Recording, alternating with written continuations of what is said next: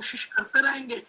तो बहुत मुद्दे से सीधे मैं आप सब लोगों के साथ स्क्रीन शेयर करते हुए ये पीपीटी शेयर करूंगा, और विद्यार्थियों से मेरा आग्रह है कि इन सभी चीजों को बहुत ध्यान से समझने की कोशिश करें।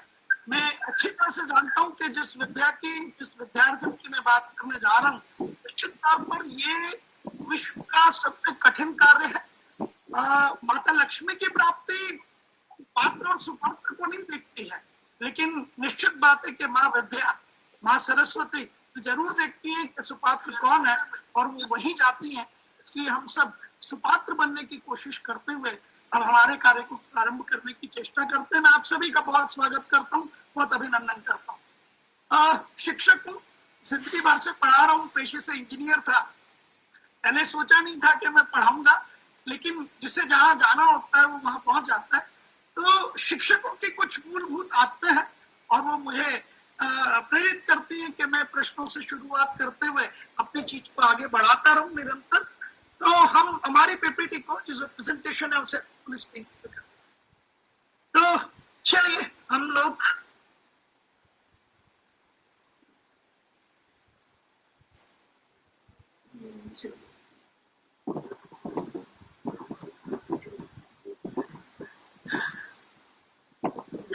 सभी मेंबर्स से मेरा रिक्वेस्ट है कि पूरे सेशन के दौरान प्लीज म्यूट रहें और अपनी स्क्रीन शेयर ना करें।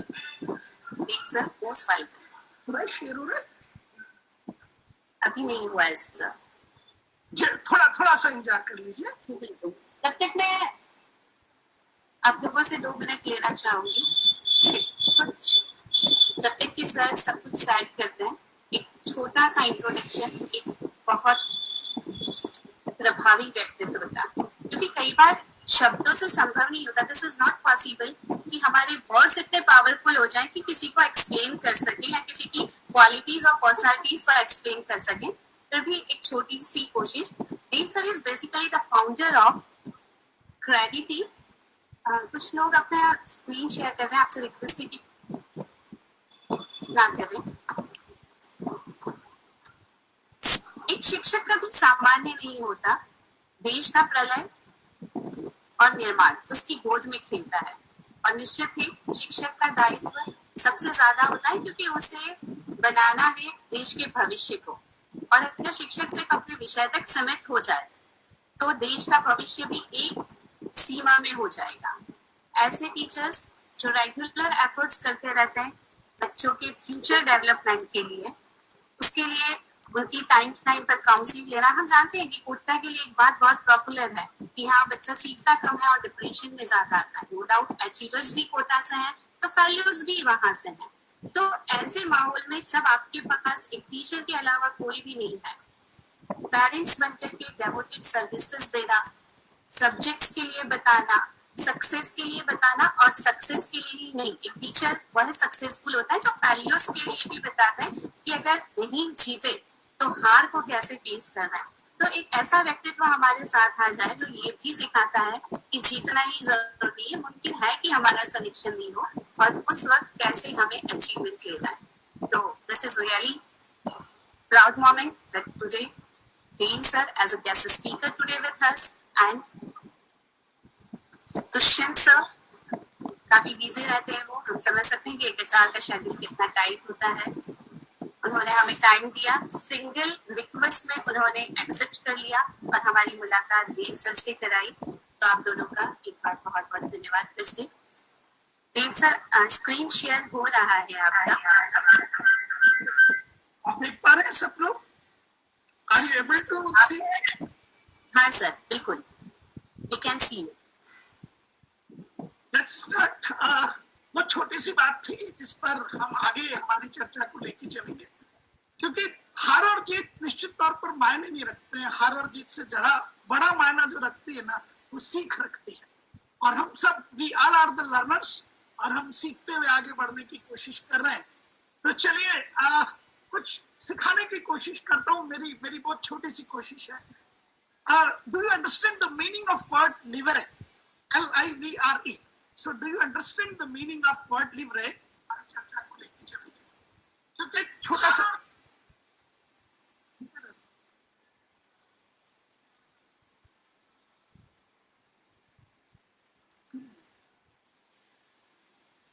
अच्छा, हेलो सर, आपका स्क्रीन नहीं आ रहा, वेट करते हैं 2 मिनट।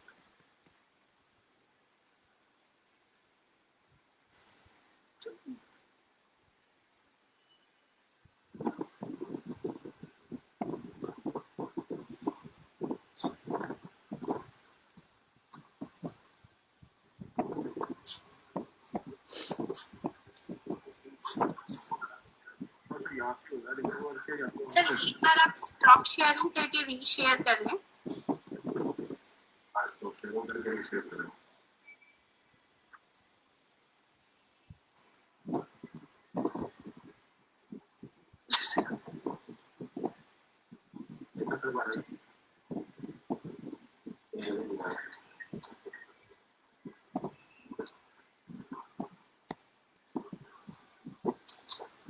यार ना you are presenting to everyone.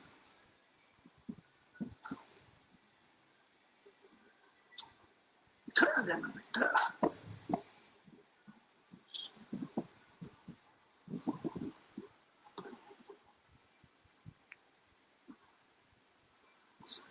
Sir screen visible है, आप पीपीटी स्टार्ट कर सकते हैं। सर स्क्रीन विजिबल है, आप पीपीटी स्टार्ट कर सकते हैं सर। जस्ट अब आप हाँ ये यस सर, आप पीपीटी स्टार्ट कर सकते हैं।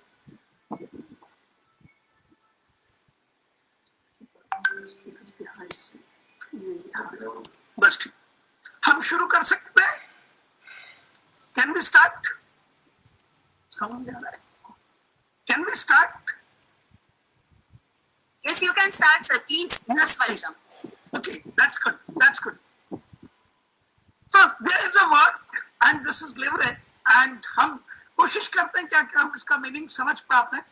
और थोड़ा सा हिंट के लिए मैं एक थोड़ा सा फिगर शेयर करता हूँ, आप सब लोग देखने की कोशिश कीजिए and try to understand that what this leverage is.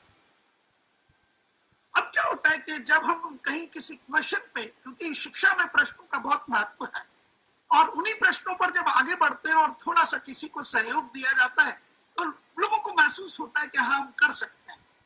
हमारी स्क्रीन ये बताती है कि कहीं कुछ 50,000 लिखा हुआ है, करेंसी नोट जैसी कोई चीज दिखाई दे रही है और मेरे विद्यार्थी ये सोचना शुरू करते हैं कि जितनी भी प्रतियोगी परीक्षाएं हैं, ऑल दोस कॉम्पिटिटिव एग्जामिनेशंस, यहाँ यदि मैं एक क्वेश्चन को गलत कर गया, if I am attempted it in a wrong manner, तो यार -1 आ जाएगा। अब ये तो मुझे फील हो रहा है कि ये करेंसी है, बट इतने कंट्री है, कंप्लीट एशिया है, यूरोप है, अमेरिका है, ये करेंसी है कहाँ की? ये मुझे हमारी करेंसी तो नजर नहीं आती और यूरोप की करेंसी को बहुत ज्यादा हम जानते नहीं है, तो स्टूडेंट में एक फियर है। चलिए मैं थोड़ा सा आगे लेके चलता हूँ और आपको बताने की कोशिश करता हूँ कि शिक्षा सर्वसुलभ है, सब लोग। अब ध्यान से देखिएगा कि वो बैक्टीरिया जो प्लेग का था, जब हमारे देश से प्लेग समाप्त हुआ तो उस प्लेग के समाप्त होने की खुशी में वो चार मीनार बनाया गया। और ये प्रश्न है, ये प्रश्न किसी छोटे एग्जामिनेशन का नहीं है। मेरे जितने भी विद्यार्थी 8th, 9th और 10th क्लास में पढ़ते हैं, उनके लिए मोस्ट इंपोर्टेंट एग्जामिनेशन है, जो उनके आगे की सफलता के द्वार को खुलता है, जिसे निश्चित तौर पर NTSE कहते हैं, जिसे नेशनल टैलेंट सर्च एग्जामिनेशन कहा जाता है। और मैंने ये सारे क्वेश्चंस उसी जगह से लिए हैं एंड मैं यहाँ आपको जिसे कहते हैं ना, I want to prove it practically that whatever be the phase you are going through, the study, शिक्षा हर जगह पर है। हम कहीं घूमने जाते हैं ना, हम कहीं किसी से बातचीत करते हैं ना, हम किसी दृश्य को देखते हैं ना, वो हर दृश्य आपके लिए एक शिक्षक की भांति कार्य करता है। लेकिन आपकी ग्रहण करने की क्षमता कैसी है, ये बहुत महत्वपूर्ण है। तो मेरा दूसरा सुझाव सबको बहुत जबरदस्त है कि हमारी ग्रहण करने की क्षमता को, हमारी जागरूकता को हम बढ़ाते हुए लेकर चले। चलिए थोड़ा सा और आगे की तरफ बढ़ते हैं। ये एक और जबरदस्त चीज है, आपको एक चित्र दिखाया मैंने, this is a figure and this is the figure जिसे आप बहुत आसानी से ये एक लीफ है और इन सब का लीव्स का जो कलर होता है इट इज ग्रीन। और मेरा छोटा सा क्वेश्चन है that why the colour of this leaf is green, और उसका आंसर आपके लिए क्लोरोफिल है।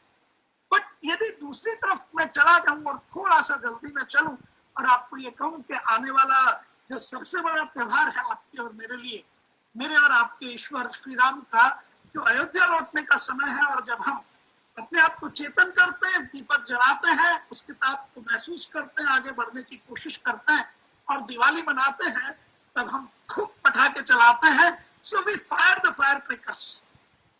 अब यदि मैं पीछे की तरफ चलूं आपसे और फिर पूछूं कि हमारे पास ये जितनी भी लीव्स हैं इनका कलर ग्रीन है, लेकिन वो क्लोरोफिल की वजह से है, और फिर आगे की तरफ बढ़ूं और आपसे ये पूछूं कि भाई हम जो पटाखे चलाते हैं, जो फायर क्रैकर्स हम फायर करते हैं, वो कभी रेड कलर का होता है, कभी ग्रीन कलर का होता है, अलग अलग रंग के हम पटाखे चलाते हैं। एक अनार शब्द आपने सुना होगा, अपने सब ने अनार को चलाया भी होगा। कई तरह के रंग उसमें से निकलते हैं, खुशियों के रंग है वो हमारे लिए। लेकिन मैं पूछ बैठूं, name the metal responsible for the white sparkling flame of firecrackers। ये जो फायर क्रैकर्स हैं, इनमें जो सफेद रंग होता है वो किस मेटल की वजह से?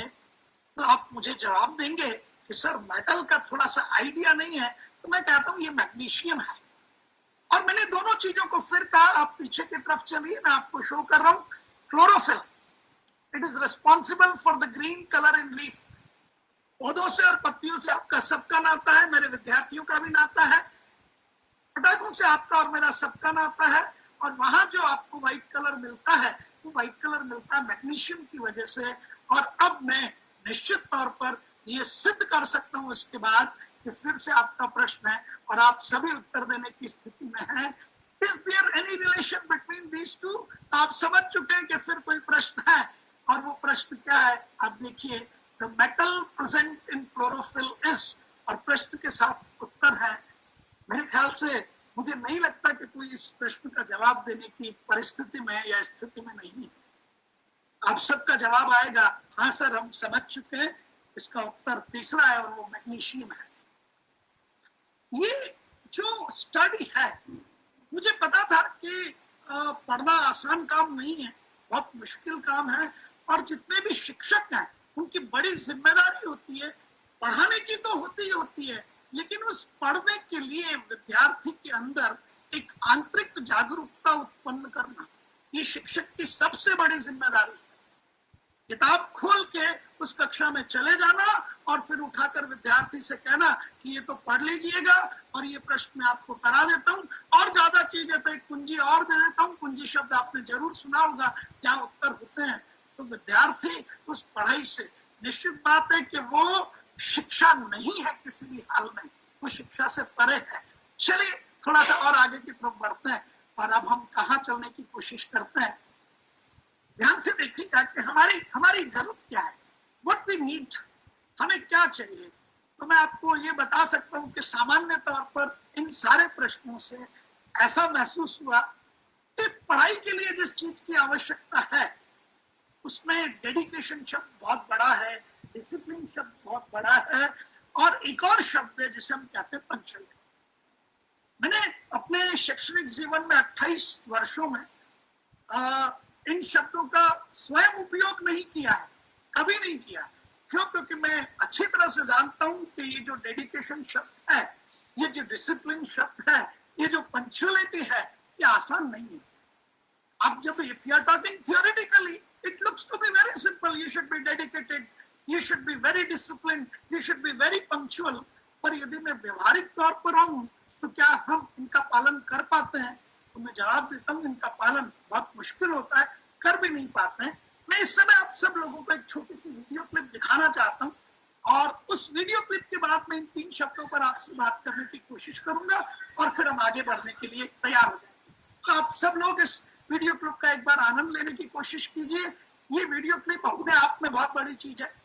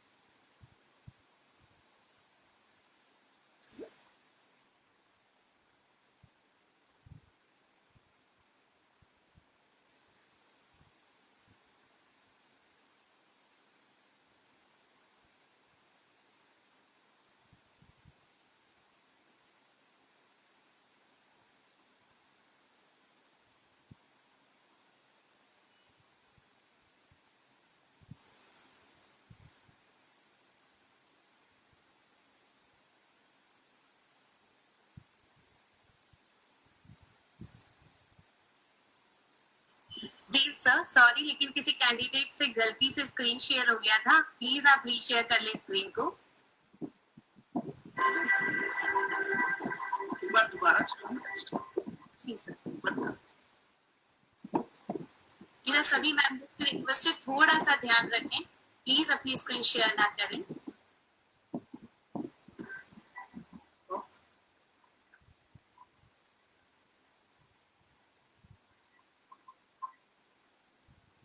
क्या अब सब लोग इस क्लिप को देख पाए हैं?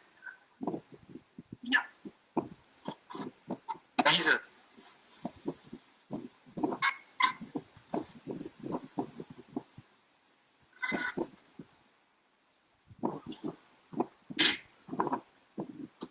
Okay sir, done.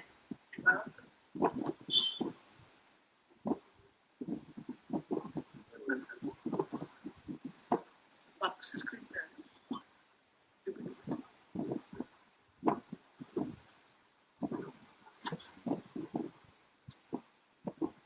थोड़ा सा इंतजार कर लीजिएगा, हम वापस स्क्रीन पर आ रहे हैं अपनी पीपीटी।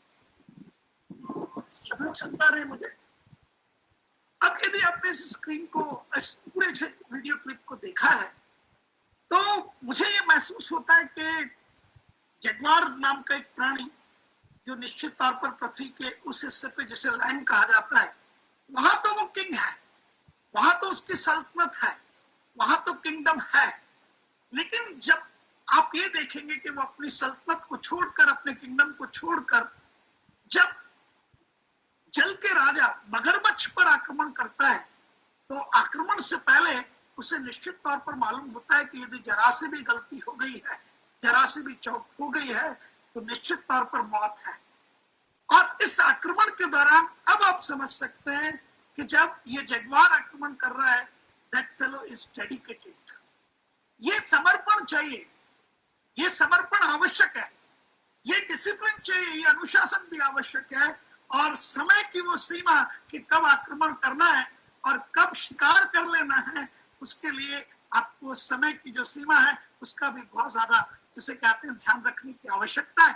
अब मेरा आप सभी से प्रश्न है कि इस जगुआर को, मेल इन इट्स प्राइम, ये जगुआर मेल है और अभी बिल्कुल जिसे कहते हैं कि यौवन पर है। मैं एक ही प्रश्न आप सबसे पूछना चाहता हूँ कि इसे डेडिकेशन का, डिसिप्लिन का और इस पंक्चुअलिटी का पाठ किसने पढ़ाया होगा? आपको अवलोकन करने की जरूरत है, सोचने की जरूरत है। निश्चित तौर पर ये इस समय चिंतन का और मनन का विषय है। तो हम सोचेंगे यार कहां से, अरे भाई कोई कोचिंग संस्थान में तो ये जगुआर नहीं गया। Is that clear? किसी भी कोचिंग संस्थान में जाके, किसी कोचिंग संस्थान की कक्षा में पहुंचकर इस पे कुछ भी नहीं सीखा है। पर मैं आपको बता सकता हूँ that dedication, that discipline and that punctuality, it is because of what? It is because of hunger. ये भूख के कारण है। साथियों, आत्मीय साथियों, विद्यार्थियों, ये भूख जो है ना, ये भूख हमें आगे बढ़ाती है। अब क्या होता है कि जो शारीरिक भूख है, उसके लिए तो माता पिता, जो निश्चित तौर पर माता पिता हमारे लिए ईश्वर से बड़े हैं, वो हमारे लिए सब कुछ कर देते हैं। लेकिन ये जो पढ़ने की भूख है, ये जो अपने आप को मानसिक तौर पर उच्च स्तर पर ले जाने की भूख है, ये हम में नहीं होती है और ये होनी निश्चित तौर पर बहुत आवश्यक है। तो जिस दिन आपके अंदर ये भूख जग गई, जिस दिन आपके अंदर ये महसूस हो गया that hunger you are having, मुझे डॉक्टर बनना है, और एक बच्चा कहता है नहीं यार मुझे डॉक्टर नहीं बनना, मुझे इतना बड़ा डॉक्टर बनना है कि आज के 10 साल बाद, आज के 15 साल बाद मेरा अपना हॉस्पिटल होगा और मैंने निश्चित किया है कि मैं रोज 50 मरीजों की निःशुल्क सेवा करूंगा।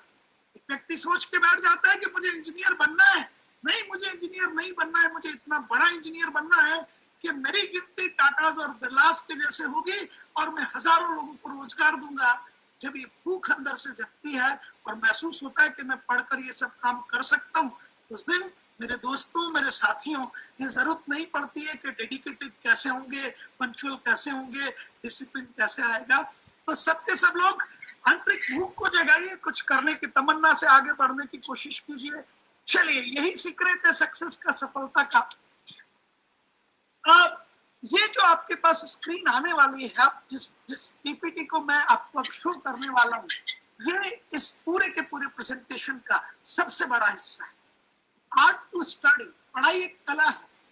मैंने इतनी देर तक आपको उस कला को सीखने के लिए जिन चीजों का उपयोग किया जाता था, एक सत्यवादी शिक्षक जिस तरीके से सिखाने की कोशिश करता था, वो उदाहरण से समझाने की कोशिश की थी। और अब आप उन उदाहरणों को यहाँ लेकर आ सकते हैं कि हाँ, ये पढ़ने की कला क्या है। परेशानी ये है कि हम पढ़ने के बारे में बातचीत तो बहुत सारी कर लेते हैं, लेकिन हमें पढ़ने की कला नहीं आती। How to study. हम ये सोचते हैं कि माता पिता ने विद्यार्थी को, उनके बच्चे को, अभिभावकों ने सिर्फ एक बड़ा कमरा दे दिया, बैठने के लिए टेबल चेयर दे दी, शानदार किताबें आकर दे दी। नहीं, ये जितनी भी चीजें हैं ना तो वो कमरा मायने रखता है, ना वो किताबें मायने रखती हैं। मायना वो रखता है कि पढ़ाई की भूख, आंतरिक भूख आपके अंदर है या नहीं। और वो आंतरिक भूख को जगाने के लिए निश्चित तौर पर आपको जामवंत की आवश्यकता है, क्योंकि विद्यार्थियों, मुझे ये तो पता है कि आप हैं हनुमंत, आप लांघ सकते हैं जल्दी को। वो सुयोजन का जो समुद्र है ना, उसको पार करने में आपको बहुत कम समय लगता है, लेकिन निश्चित बात है कि जामवंत की तो आपको आवश्यकता है। तो ये जो आपको स्टडी है, ये के लिए जामवंत का काम करेगी। चलिए मैं आगे बढ़ता हूँ कि किस तरीके से पढ़ना चाहिए, और इसलिए मैं यहाँ करीब करीब 10 मिनट रुकूंगा इस जगह पर। The student should be, एक स्टूडेंट को बहुत ज्यादा जरूरत होती है क्या होने की, वो एक्टफुल होना चाहिए, वो स्टूडेंट टैक्टफुल होना चाहिए और थॉटफुल होना चाहिए। लेकिन डियर स्टूडेंट्स, मैंने एक वर्ड यहाँ पर टैक्टफुल जानबूझ के लिया है। क्यों लिया है वो मैं बता दूंगा आपको, और ये भी बता दूंगा कि इन तीनों शब्दों में सबसे ज्यादा महत्व किसका है और सबसे जिसे कहते हैं कम महत्व या महत्वहीन क्या है। Dear student, the very first thing, जो पहली चीज है, understand the concept with high alerts. मैंने अपने शैक्षणिक जीवन में लगभग 2008 से लगभग 2008 तक, 1993 से जो शुरू किया था, 1993 से वो 2008 तक मैंने स्टूडेंट्स को बहुत, जिसे कहा, विजिलेंट देखा, बहुत फोकस देखा। पढ़ाते हुए मैंने ये देखा कि विद्यार्थी आजू बाजू नहीं देखने की जगह पे पूरी तरह से तन्मयता के साथ ब्लैक बोर्ड पर या व्हाइट बोर्ड पर देखा करते थे। लेकिन 2008 के बाद मैंने ये महसूस किया कि जो अलर्ट होना चाहिए वो कम होता चला गया। अभी ये विषय नहीं है कि मेरा विद्यार्थी विमुख क्यों हुआ, ये विषय नहीं है। विद्यार्थी की कक्षा से विमुखता का कारण क्या था, ये विषय नहीं है। विषय ये है कि हमें उस विमुखता से दूर होना है, और जब भी आप कोई चीज पढ़ रहे हैं तो आपको कंसेप्ट को समझते समय हाई अलर्ट पे रहना है। आपको निश्चित बात है, इस समय में एक छोटा सा जिसे वाकया है वो बताने की कोशिश करता हूँ। भगवान परशुराम से संबंधित है, इसलिए जब बताना भी बहुत जरूरी है। एक ब्राह्मण बनकर कर्ण ने आग्रह किया भगवान परशुराम से कि देवता, मैं आपसे शिक्षा लेना चाहता हूँ, शस्त्र विद्या सीखना चाहता हूँ, मैं एक अबूझ बालक हूँ और आपके पास आपकी शरण में आया। भगवान परशुराम ने जगह दी, उन्हें महसूस हुआ कि मुझे इसे शस्त्र विद्या देनी चाहिए। और शस्त्र विद्या देते समय, क्योंकि कर्ण था, क्या सीखा कर्ण ने, क्या कमाल का सीखा कर्ण ने, और परशुराम को महसूस हुआ कि मैंने क्या शिष्य पाया, मैं धन्य हो गया। एक दिन भगवान परशुराम कर्ण की गोद में लेटे हुए थे, और कर्ण की गोद में लेटे लेटे ऐसा हुआ कि एक कीड़ा भगवान परशुराम की जंघा पर चढ़ा और उन्हें निरंतर काटने लगा। परेशानी ये थी कि भगवान परशुराम कर्ण की गोद में थे, वो कीड़ा कर्ण की जंघा पर चढ़ा, वो कीड़ा कर्ण की जंघा पर चढ़ा और कर्ण की जंघा को काटने लगा, और रक्त की धारा कर्ण की जंघा से बहने लगी। अब निश्चित बात है कि कर्ण की जंघा पर जब वो कीड़ा, जहरीला कीड़ा काट रहा था, तो कर्ण को दर्द तो असह्य था, असहनीय था। लेकिन उसे पता था कि यदि मेरी जंघा हिली तो मेरे गुरुदेव की निश्चित तौर पर निद्रा टूट सकती है, और ये निद्रा टूटनी नहीं चाहिए क्योंकि ये गुरु है। कर्ण ने जबरदस्त सहन किया, सहन करता रहा, और वो रक्त की धारा धीरे धीरे धीरे बहते हुए भगवान परशुराम के पैरों तक पहुंची। और परशुराम को ये महसूस हुआ कि कुछ गीलापन है, समथिंग इज वेट। जैसे वो गीला महसूस हुआ, भगवान परशुराम की नेत्रा टूटी तो देखा रक्त की रुधिर की धारा बह रही है और वो कर्ण की जंघा से आ रही है और कर्ण इस दर्द को सहन कर गया। यहां से परशुराम को महसूस हो गया, वत्स तुमने मुझे धोखा दिया है। आगे की बात मैं आपको बताना नहीं चाहता क्योंकि वो आपके और मेरे लिए आवश्यक नहीं है, लेकिन मैं आपको शिक्षा ये जरूर देना चाहता हूँ that I need that kind of high alert। मुझे इस तरह का हाई अलर्ट चाहिए। डिस्टर्बेंस जहां कर्ण ने महसूस किया कि मेरे शिक्षक का जो लेवल है वो किस लेवल का है, मुझे इनको डिस्टर्ब नहीं होने देना है, मुझे काम पे फोकस रखना है अपने आप को, तो ये फोकस आपको मेंटेन करना पड़ेगा। ये पहली चीज है। दूसरी चीज, have a sequential connect with different happenings around you. मैंने इस पूरी की पूरी पीपीटी में ये बताने की कोशिश की कि चीजों को याद रखने के लिए आपको कहीं ना कहीं कोई चीजों को जोड़ना होता है। You should have a connect. कई बार हम कनेक्ट नहीं कर पाते। अरे यार, अब जब आप उठा के चार मीनार को देख रहे हैं तो चार मीनार को आप निश्चित तौर पर प्लेग से कनेक्ट कीजिए, तो आपके पास एक तीर से दो शिकार होंगे। जब आप प्लेग पढ़ रहे होंगे तो आपको चार मीनार के बारे में पता होगा, और जब आप चार मीनार पढ़ रहे होंगे तो आपको प्लेग के बारे में पता होगा, और दोनों चीजें एक दूसरे को सहायता करते हुए आपके कंसेप्ट्स को रॉक सॉलिड करेंगे। अरे यार, प्लेग है ये एक बैक्टीरिया से होता है, मुझे मालूम है किस बैक्टीरिया से होता है, पर पता है प्लेग कब खत्म हुआ था? तो प्लेग खत्म हुआ था 1591 में, और 1591 में एक स्मारक का निर्माण किया गया था, और वो स्मारक हैदराबाद में है। उसका नाम क्या है? उसका नाम चार मीनार है। ये तरीका है, दैट्स द वे। अब एक और बड़ी चीज है, during the problem solving try to understand all the possibilities. हम ये करते ही नहीं है। विद्यार्थियों, प्यारे साथियों, आत्मीय साथियों, मैं पीछे लेकर चल रहा हूँ। ये इतना इंपॉर्टेंट पोर्शन है हम सब के लिए, that if we are solving a problem, try to understand all the possibilities, and one more important thing, that follow the chain of ask and reply. ये समझ नहीं आएगा, मैं आपको समझाता हूँ। इस तरीके से इसको समझना है। आपको मुश्किल से 2 मिनट लगेंगे, उदाहरण सही तरह बहुत आसानी से समझ जाएंगे इसको।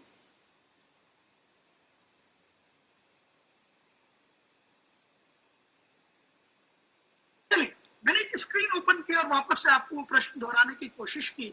The famous monument built to commemorate the end of the plague in India in the year of 1591।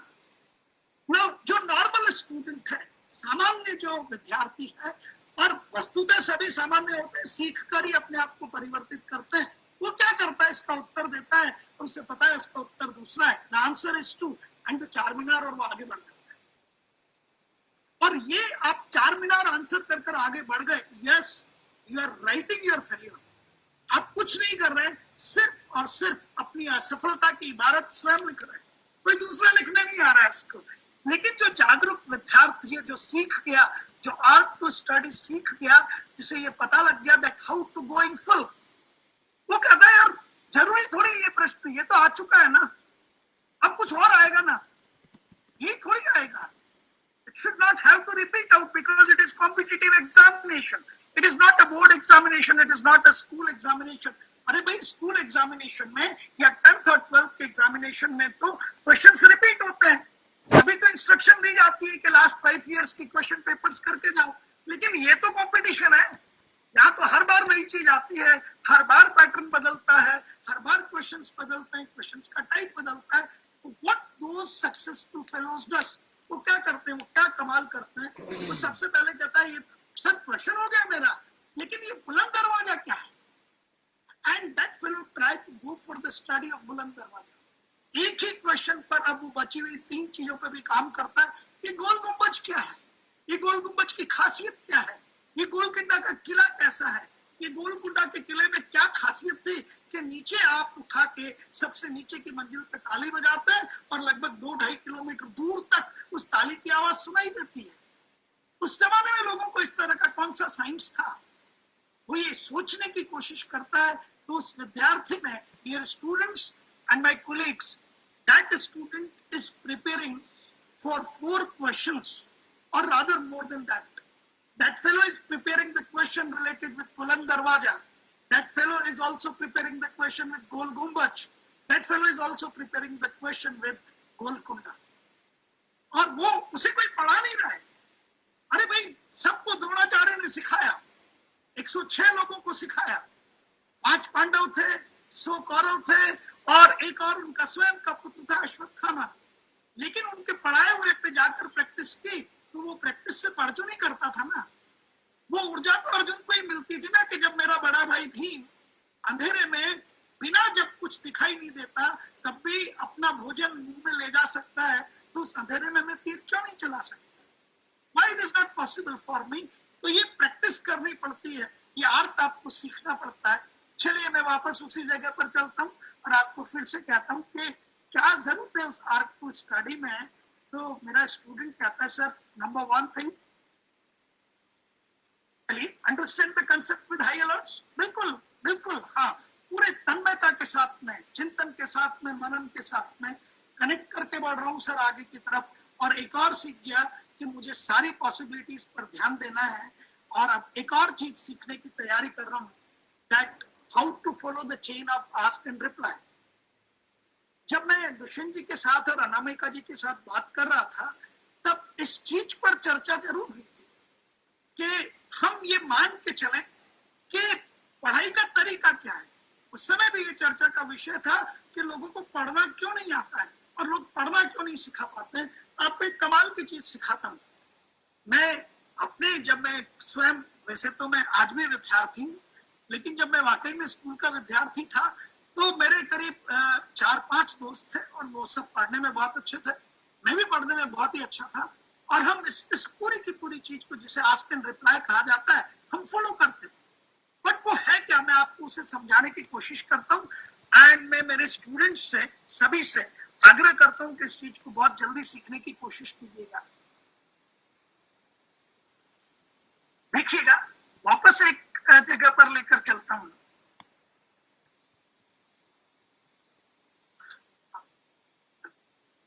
चलिए क्या चीज बताने की कोशिश करता हूँ। Name the compound responsible for green colour of leaf. And answer क्या था आपके पास में? Chlorophyll. Is that clear? Equation हम कर चुके, और जब एक बार क्वेश्चन कर चुके होते तो मुझे पता है कि दूसरी बार स्पीड बढ़ जाती। अब जो आस्क एंड रिप्लाई की चेन है ना, वो कैसे बनती है, सीखिएगा उसको। जैसे ही हम हमारे चाहे विद्यालय से बाहर निकले, चाहे घर से बाहर निकले, प्रकृति जिंदा है, नेचर इज देयर, वहां पेड़ पौधे दिखाई देते हैं। मैं, मेरा मित्र या मेरी मित्र मंडली, जिसमें निश्चित बात है कि एक जुनून है अंदर से, एक आग है, कुछ कर गुजरने की तमन्ना है। इतने में एक विद्यार्थी पूछता है, तेरे को पता है कि ये जो लीफ है, इसका जो कलर है ना, वो ग्रीन क्यों है? दूसरा उसे जवाब देता है, यार ये बहुत आसान है, ये क्लोरोफिल की वजह से। तीसरा उन्हें जवाब देता है, तुम्हें पता है कितनी तरह के क्लोरोफिल होते हैं? 4 दोस्त हैं, और जब तीसरा ये पूछता है, तुम्हें मालूम है कितनी तरह के क्लोरोफिल हैं? तो बाकी बचे हुए तीनों के तीनों उसकी तरफ देखते हैं। ये क्या क्लोरोफिल भी एक से ज्यादा तरीके के होते हैं क्या? और वो मुस्कुरा के कहता है, हाँ मुझे पता है, क्लोरोफिल बहुत सारी तरह के होते हैं। क्लोरोफिल ए होता है, क्लोरोफिल बी होता है। और अब जिसे क्लोरोफिल ए, क्लोरोफिल बी, इनका टाइप पता था ना, वो क्या कर रहा है, वो एक प्रेरणा स्कूल की तरह काम करता है। बचे हुए तीनों कहते हैं, यार क्या कमाल की पढ़ाई की है तुमने। और सबके सब लोग घर पे पहुंचते हैं, अगले दिन फिर विद्यालय से बाहर निकलते हैं, फिर वही प्रकृति है। अब बात की बच्चों को 3 विद्यार्थियों में से जो कल लीडर नहीं था, कल जिसने ये कहा था कि क्लोरोफिल कितनी तरह के होते हैं, उसको छोड़ के एक बच्चा कहता है, मालूम है ना क्लोरोफिल का जो ये जितनी भी पत्तियां हैं हमारे पास, इनमें ग्रीन कलर क्लोरोफिल की वजह से है। और क्लोरोफिल से एक हमारे पास मेटल होता है जिसे मैग्नीशियम कहते हैं। Excuse me sir, please sir. Sir sorry, मैं आपको बीच में डिस्टर्ब कर रही हूँ, बट एक्चुअली आप ऑडिएबल हैं, लेकिन स्क्रीन जो है आपका, वो डेडिकेशन वाली स्लाइड पे फ्रोजन हो चुका है। स्लाइड शो रन की दोबारा करो। Thank you sir, thank you.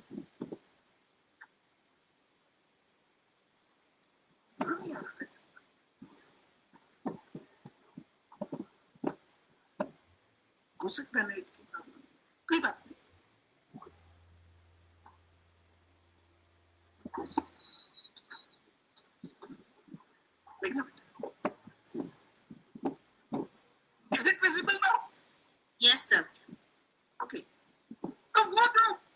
Student है वो उठा के कहता है ये तो अपने को पता है ना कि क्लोरोफिल में मेटल कौन सा होता है, तो सब कहते हैं हाँ यार पढ़ा ला ना हमने, मैग्नीशियम होता है। अब वो उठा के ये कहता है यार आइडेंटिफाई करना कौन सा क्लोरोफिल का टाइप है जिसमें मैग्नीशियम नहीं होता। अब ये तीनों के तीनों सन्न है यार, ये क्या खोज रहा है यार, कमाल की चीज है। ऐसा पॉसिबल है क्या कि कोई क्लोरोफिल ऐसा हो जिसमें मैग्नीशियम नहीं होता। एंड ये एक मैं शब्द है, थोड़ा सा हल्का शब्द उपयोग में ले रहा हूं, पर उसे गैंग कहा जाता है। This is known to be as gang. ये समूह है, ये वो लोग हैं जो जिनके दिमाग में बहुत मस्ती चलती है, लेकिन क्योंकि इनकी मस्ती का मतलब कुछ और है, इनकी मस्ती का मतलब है मंजिल को पाने के लिए लगातार बढ़ते रहना, और ये इसी तरह से आगे बढ़ते रहते हैं। तो डियर स्टूडेंट्स, ये जो आर्ट टू स्टडी था उस पर मैंने आपको समझाने की कोशिश की, और वो सारे के सारे पॉइंट्स अब हम रिवाइज करते हैं। Number 1, understand the concept with high alerts. तो निश्चित बात है कि अब हम जब भी पढ़ेंगे, जहां भी पढ़ेंगे, बहुत अलर्ट के साथ पढ़ेंगे, सीक्वेंशियली कनेक्ट करने की कोशिश करेंगे, सारी पॉसिबिलिटीज को देखते हुए चलेंगे। और ये जो पूछने की, और अब ध्यान दीजिएगा डियर स्टूडेंट्स, मेरा अनुभव ये कहता है कि आज की तारीख में मैं विद्यार्थियों को जब बातचीत करते हुए सुनता हूँ ना, तो मुझे बहुत अफसोस होता है, because they are talking nonsense. They are talking on to those things which really not having any kind of meaning in the growth of those students. यार मैं इतना निर्दयी कैसे हो सकता हूं कि मैं अपने बारे में नहीं सोच रहा? पहले पता तो कीजिए कौन है, कहां जाना चाहते हैं। अरे हम तो स्वयं सिद्ध होकर दूसरे को सिद्ध करने वाले लोग हैं। परंपरा तो समझिए ना, परंपरा तो समझिए भाई। हम तो उसको शिक्षा देते हैं जिसका पैर किसी शिला पर अड़ जाता है तो वो शिला शापित होकर शाप मुक्त हो जाती है। हमने तो उसको शिक्षा दी है। हमने उस राम को शिक्षा दी है किस स्वरूप में, वशिष्ठ के स्वरूप में, जो शापित शिला को मुक्त कर सकता है। और हम हमारा समय बर्बाद किस में कर रहे हैं? Just talking in nonsense. तो पहले ये जो आस्कर रिप्लाई का चीन है ना, इसको आप एक सीधे स्थान पर लेकर आइए, और अब जो चीज है वो बाइडायरेक्शनल बनिए। इस पर एक्चुअल में क्या होता है कि हमारे स्टडी में 2 पार्ट होते हैं। One is theory, that is known to be as concept, and one is known to be as questions. तो कई बार लोग क्या करते हैं, मैं कई सारे विद्यार्थियों को जानता हूं, क्या कर रहे हो सर, फॉर्मूले याद कर लो। What you are doing? Sir, we are just learning the formulas. Question कब करोगे सर? एक बार फॉर्मूले याद हो जाएंगे तो क्वेश्चन करेंगे। अरे भाई ये गलत है, इट इज रॉन्ग। ये तरीका ही गलत है, it is a very wrong process. आप अपनी फॉर्मूला की जो शीट है, आपके जो नोट्स हैं, उन्हें सामने रखिए और उन फॉर्मूला बेस्ड क्वेश्चंस को करना शुरू कर दीजिए। If you are practising question number 1, आप क्वेश्चन 1 को प्रैक्टिस करेंगे, फॉर्मूला देखेंगे। क्वेश्चन 2 को प्रैक्टिस करेंगे, फॉर्मूला देखेंगे। आफ्टर डूइंग 4-5 क्वेश्चंस, क्योंकि आप उस फॉर्मूले को 5 बार देख चुके हैं ना, ये ऑटोमेटिकली याद हो जाएगा। अब क्या होता है कि फॉर्मूला याद करने के चक्कर में आप अपना महत्वपूर्ण समय, योर इंपॉर्टेंट टाइम खर्च कर चुके होते हैं और क्वेश्चन की प्रैक्टिस नहीं करते हैं, और क्वेश्चन की प्रैक्टिस नहीं करेंगे तो you won't get success in your competitive examinations. Possible नहीं है, संभव ही नहीं है, क्योंकि वहां तो आपको क्वेश्चन करना है, लिमिटेड टाइम में करना है और करेक्ट भी करना है। आप पहले ये सीखिए कि हम रूट से लीव्स पर जाएं, थ्योरी से हम कहां पहुंच जाएं, क्वेश्चंस पर, और फिर क्वेश्चन से वापस कहां पर आ जाएं, हमारे फॉर्मूलाज पर आ जाएं। फॉर्मूला क्वेश्चन को सपोर्ट करेगा, क्वेश्चन फॉर्मूले को सपोर्ट करेगा, और ये दोनों चीजें एक दूसरे को सपोर्ट करती हुई जाएंगी। You should have to do the lot of questions. आपको क्वेश्चंस की प्रैक्टिस करनी पड़ेगी, आपको क्वेश्चंस की प्रैक्टिस टाइम फ्रेम में करनी पड़ेगी। तो सिर्फ रूट से लीव पर नहीं जाना है, लीव से वापस रूट्स पे भी आना है। Is that clear in your mind? तो ये सारी चीजों को फॉलो कीजिए और आप एक्टफुल रहिए, आप थॉटफुल रहिए, आप टैक्टफुल बनने की कोशिश मत कीजिए। आप ये कोशिश बिल्कुल मत कीजिए। मैं बहुत छोटा सा उदाहरण देता हूं, मैंने ये शब्द यहाँ क्यों लिया है और किस वजह से लिया है, बहुत जल्दी से, मतलब मैं बहुत कम समय लेते हुए आपको बता दूंगा।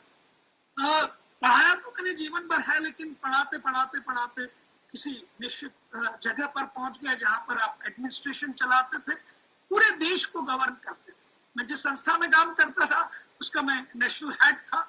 तो कई सारे लोग मुझसे मिलने के लिए आते थे, जितने भी एकेडमिक्स की उसे मैं कंट्रोल करता था। तो कोटा का एक्सपीरियंस शेयर करते हुए आगे बढ़ रहा हूँ बहुत ही जल्दी से। एक बच्चे की शिकायत आती थी कि सर ये क्लासरूम में जो है मोबाइल चलाता है और बच्चों को डिस्टर्ब करता है हर बार। 11th क्लास का बच्चा, 10 to 11, 10वीं से 11वीं में आया हुआ बच्चा है और उसकी ये शिकायत आ रही है, चेहरे पे मासूमियत है। मैंने एक दो बार उस बच्चे को देखा, समझाया,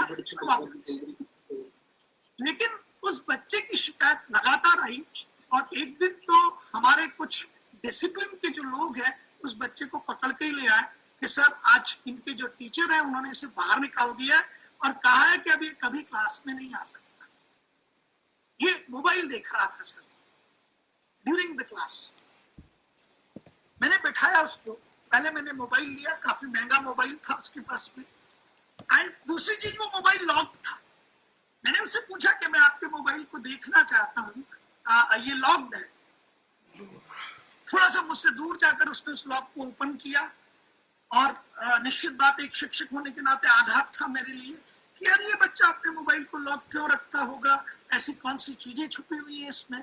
पर चूंकि शिक्षक धनात्मक सोचता है, टीचर रियल में पॉजिटिव सोचता है, तो मुझे लगा कहीं कहीं गिर जाए, हो सकता है या कोई बच्चा ले ले तो अननेसेसरी फोन कर ले या कुछ और करे और इस बच्चे का पैसा समाप्त हो जाए। तो माता पिता ने समझाया होगा कि लॉक रखा करो, ये मेरा धनात्मक सोच था। उसने उस मोबाइल के लॉक को ओपन किया, मैंने कुछ चीजों को देखा तो मुझे नहीं पता, एक चीज है जो ओपन शो होती रहती है और वो चीज अब मैं आपके सामने बता रहा हूँ जहां से मैंने ये शब्द एक्टफुल लिया है। और मेरे बच्चे आज की तारीख में न एक्टफुल है न थॉटफुल है, ये मेरी परेशानी है और आप सब लोगों से आग्रह है कि एक्टफुल और थॉटफुल बनिए। पर उस बच्चे के मोबाइल पर क्या लिखा हुआ था, क्या उसकी जिसे कहते हैं कि प्रोफाइल पिक थी या गॉड नोस, ये जो लोग टेक्निकल टर्म यूज करते हैं मुझे नहीं पता, पर उस बच्चे के स्क्रीन पर एक चीज लिखी हुई थी, आप उसे सब लोग ध्यान से सुनिएगा मेरे दोस्तों, आप लोगों को सुनने की ज्यादा जरूरत है। उस पर लिखा हुआ था कि यदि आपसे कहीं कोई गलती हो जाए तो 2 मिनट के लिए मौन रहते हुए अपनी आंखें बंद कीजिए। यदि आपसे कोई गलती हो जाए तो 2 मिनट के लिए मौन रखते हुए अपनी आंखें बंद कीजिए। और मुझे ऐसा लगा कि आगे की तरफ लिखा होगा कि आंखें बंद करके मौन रखते हुए ईश्वर से उस गलती के लिए माफी मांगिए। ये मैं सोच रहा था, लेकिन आपको सोच के ताज्जुब होगा और आपके पैरों तले जमीन खिसक जाएगी कि ये लिखा हुआ था कि यदि आपसे कोई गलती हो जाए, आपसे कोई भूल हो जाए, आपसे कोई अपराध हो जाए तो 2 मिनट मौन रखकर आंखें बंद करके ये सोचिए कि इस अपराध का दोष किसके सर मढ़ना है, इस अपराध का दोष किसके सर मढ़ना है। और निश्चित तौर पर ये पूरी की पूरी पंक्तियां पढ़कर मेरे पैरों तले जमीन खिसक चुकी थी और मुझे ये महसूस हो गया था कि ये बच्चा टैक्टफुल बन रहा है, ये बच्चा झूठ बोलने की और अपने दोषों को दूसरे पर मढ़ने की कला सीख रहा है, जिसे अंग्रेजी में टैक्टफुल होना कहा जाता है। और ये मुझे पता लग गया था कि मेरे इस टैक्ट ने मेरे इस एक्ट को और मेरे इस थॉट को खत्म कर दिया। सो डियर स्टूडेंट्स, आज चाणक्य की तरह, आचार्य की तरह चोटी बांध लीजिएगा, गांठ बांध लीजिएगा कि जीवन में सिर्फ एक्टफुल रहेंगे, जीवन में सिर्फ थॉटफुल रहेंगे और एक्टफुल और थॉटफुल रहे तो जीवन में कभी टैक्टफुल होने की जरूरत नहीं पड़ेगी। तो इसे अपने डिक्शनरी से रिमूव कर दीजिएगा। संस्कार अपने आप में बहुत बड़ी चीज है और मर्यादा बहुत बड़ी चीज है। आप उन दोनों पर रहिए और आगे बढ़ते रहिए। तो ये पूरी शिक्षा थी कि हाँ, पढ़ा कैसे जाए, पूरा मन लगा के पढ़ने की कोशिश कीजिए। इन सब चीजों पर जो मैंने आपके साथ शेयर किए इस समय, उन पर अमल करने की कोशिश कीजिए। अब चलिए थोड़ा सा आगे की तरफ चलते हैं और बहुत ही मजेदार चीजों की बात करते हैं। ये बहुत शानदार है। Appropriate time to start the coaching। मतलब मैं इतनी बार जवाब दे चुका हूँ इस प्रश्न का और मुझे लगता है कि ये प्रश्न क्यों पूछा जाता है, तो मैंने इसको बदला। मेरे स्टूडेंट्स, उनके पेरेंट्स, विद्यार्थी और अभिभावक लगातार ये प्रश्न पूछते हैं, लगातार appropriate time to start the coaching। और मैं उन्हें कहता हूं कि यार मोर इम्पोर्टेंट इज, ज्यादा महत्वपूर्ण ये व्हेन नॉट टू स्टार्ट, कब शुरू ना करें। बीइंग द इंजीनियर, जब मैंने इलेक्ट्रिकल इंजीनियरिंग कंप्लीट किया था तो मेरे प्रोफेसर साहब थे, वो इस दुनिया में नहीं रहे, जोधपुर से बिलोंग करते हैं, IISc बेंगलोर के वो PhD थे, जबरदस्त थे। उन्होंने एक ही चीज कही थी, dear, dos are not important, don'ts are more important.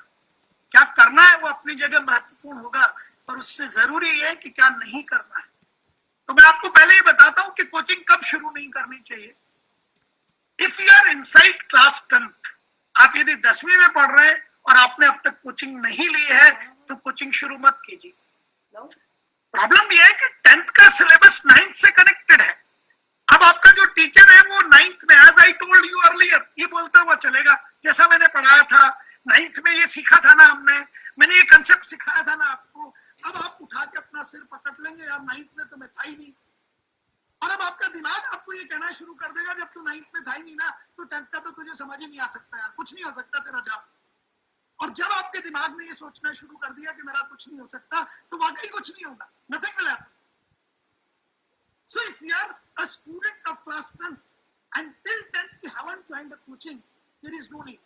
आप जहां पढ़ रहे हैं, जैसा पढ़ रहे हैं, उस पर फोकस कीजिए पूरी तरीके से और आगे बढ़िए। एक और बड़ी चीज, ड्यूरिंग क्लास 12th पे ज्वाइन मत कीजिए, बिल्कुल मत कीजिए, क्योंकि यहाँ क्या होता है कि कनेक्टेड चीजें हैं और ये कनेक्टेड चीजें आपको पैनिक क्रिएट करती हैं, और वो पैनिक आपकी क्षमताओं को, आपकी कैपेबिलिटीज को डेफिनेटली क्या करता है, परमानेंटली डिस्टर्ब करता है, परमानेंटली डिस्टर्ब करता है। You get prejudiced. मुझे अच्छी तरह से मालूम है, मैं आज भी गणित का विद्यार्थी हूँ, लेकिन जब मैं पढ़ता था तो दो चीजें ऐसी थी जो किसी ऐसे व्यक्ति ने पढ़ाई कि मुझे समझ नहीं आई थी। उनके नाम ले रहा हूं मैं आपके सामने, permutation and combination and probability, और आज भी मुझे ये बहुत डिफिकल्ट लगती है। So when I was in class 10th, I was not able to understand permutation and combination and probability, and that was 1983, 1983 की बात बता रहा हूँ आप। 1983 का जो fear मेरे दिमाग में create हुआ, it is 2020 and still that fear is there, जो कि मैं बहुत daring, मैं बहुत साहसी हूँ। लेकिन जब वो पढ़ा और मुझसे प्रश्न नहीं हुए तो मैं घबरा गया, और उस घबराहट ने मेरी सोच को पूरी तरीके से प्रभावित किया, जिससे मैं आज तक नहीं उभर पाया। तो ये समझना होगा आपको। तो चलिए, पहले तो मैंने रोक दिया कि यहाँ तो आप मत पढ़िए, यहाँ तो फिर जो कर रहे हैं उस पर करते रहिए। आप पहले कहें कि भाई कहाँ शुरू करें, तो द बेस्ट टाइम इज, आज की तारीख में सबसे शानदार है 8th and 9th। अब कमाल की जगह 8th से यदि आप पढ़ना शुरू करते हैं, हालांकि मैं इसे अभी थोड़ा सा ये बताऊंगी की कोशिश करूंगा कि शुरू कहाँ करना है, वो बहुत इंपॉर्टेंट है। So 8th and 9th, this is very right place to start। इससे बेहतर कुछ नहीं हो सकता, इससे बेहतर कुछ नहीं हो सकता। एंड बाय द वे, आप 8th और 9th में शुरू नहीं कर पाए, देन आप 11th में शुरू कीजिए, बिल्कुल it is a good place. और 11th में भी आप शुरू नहीं कर पाए तो फिर आफ्टर 12th आप शुरू कीजिए। तो मेरे ख्याल से आपको ये समझ आ गया होगा that what the appropriate time to start the coaching. What the appropriate time to start the coaching. Never try to start with 10th and 12th. Best to start with 8th or 9th. And if you are not able to start with 8th and 9th, then you go with 11th and then after 12th. एक और important चीज पे बात करते हैं, जबरदस्त चीज है। Is medium of study plays any role? Yes, definitely. हालांकि मैं ये बहुत बेमन से और बहुत भारी मन से कह रहा हूँ, मैं स्वयं हिंदी माध्यम का विद्यार्थी रहा हूँ, और इंजीनियरिंग के बाद में मेरा मीडियम हिंदी से बदलकर अंग्रेजी हुआ, और मैंने इंजीनियरिंग फिर इंग्लिश मीडियम में की। और भाषा बहुत बड़ा महत्व नहीं रखती, ये मैं समझता हूँ, और ऐसा बहुत कम लोग ही समझते हैं कि भाषा बहुत बड़ा महत्व नहीं रखती, क्योंकि भाषा सिर्फ माध्यम है। आप किसी चीज को हड़ौती में समझिए, समझ जाएंगे, और समझना चाहिए, क्योंकि आपकी मातृभाषा में आप सबसे पहले समझ सकते हैं। लेकिन आज की तारीख में परेशानी क्या है, उस पर आते हुए मैं पहले आपको हिंट दे रहा हूँ। In present scenario English medium is advantageous. Problem क्या है कि ये जो टाइगर है ना, ये एक्सटिंक्ट हो रहा है, वो ज्यादा टाइगर्स नहीं बचे। तो हिंदी मीडियम में इन जनरल पहले तो क्या होता था कि सर्वश्रेष्ठ विद्यार्थी जो होते थे वो, क्योंकि इंग्लिश मीडियम के स्कूल मिशनरीज स्कूल थे, और हमारे जैसे परिवार वाले लोग जो जिन्हें आप रूढ़िवादी कह सकते हैं, और मुझे रूढ़िवादी कहलाने में कोई शर्म नहीं, मैं निश्चित तौर पर रूढ़िवादी पैदा हुआ और रूढ़िवादी ही मरूंगा, क्योंकि मैं अपनी संस्कृति की और अपने संस्कार की जड़ों को नहीं छोड़ना चाहता। मुझे पता है सनातन ही सत्य है, सत्य ही सनातन है और सनातन ही सत्य है। पर हमारे जैसे रूढ़िवादी परिवार के लोग मिशनरी स्कूल में नहीं जाना चाहते थे, संभावना नहीं थी, और इंग्लिश मीडियम के स्कूल उस समय मिशनरी हुआ करते थे, तो हम हिंदी माध्यम में पढ़े।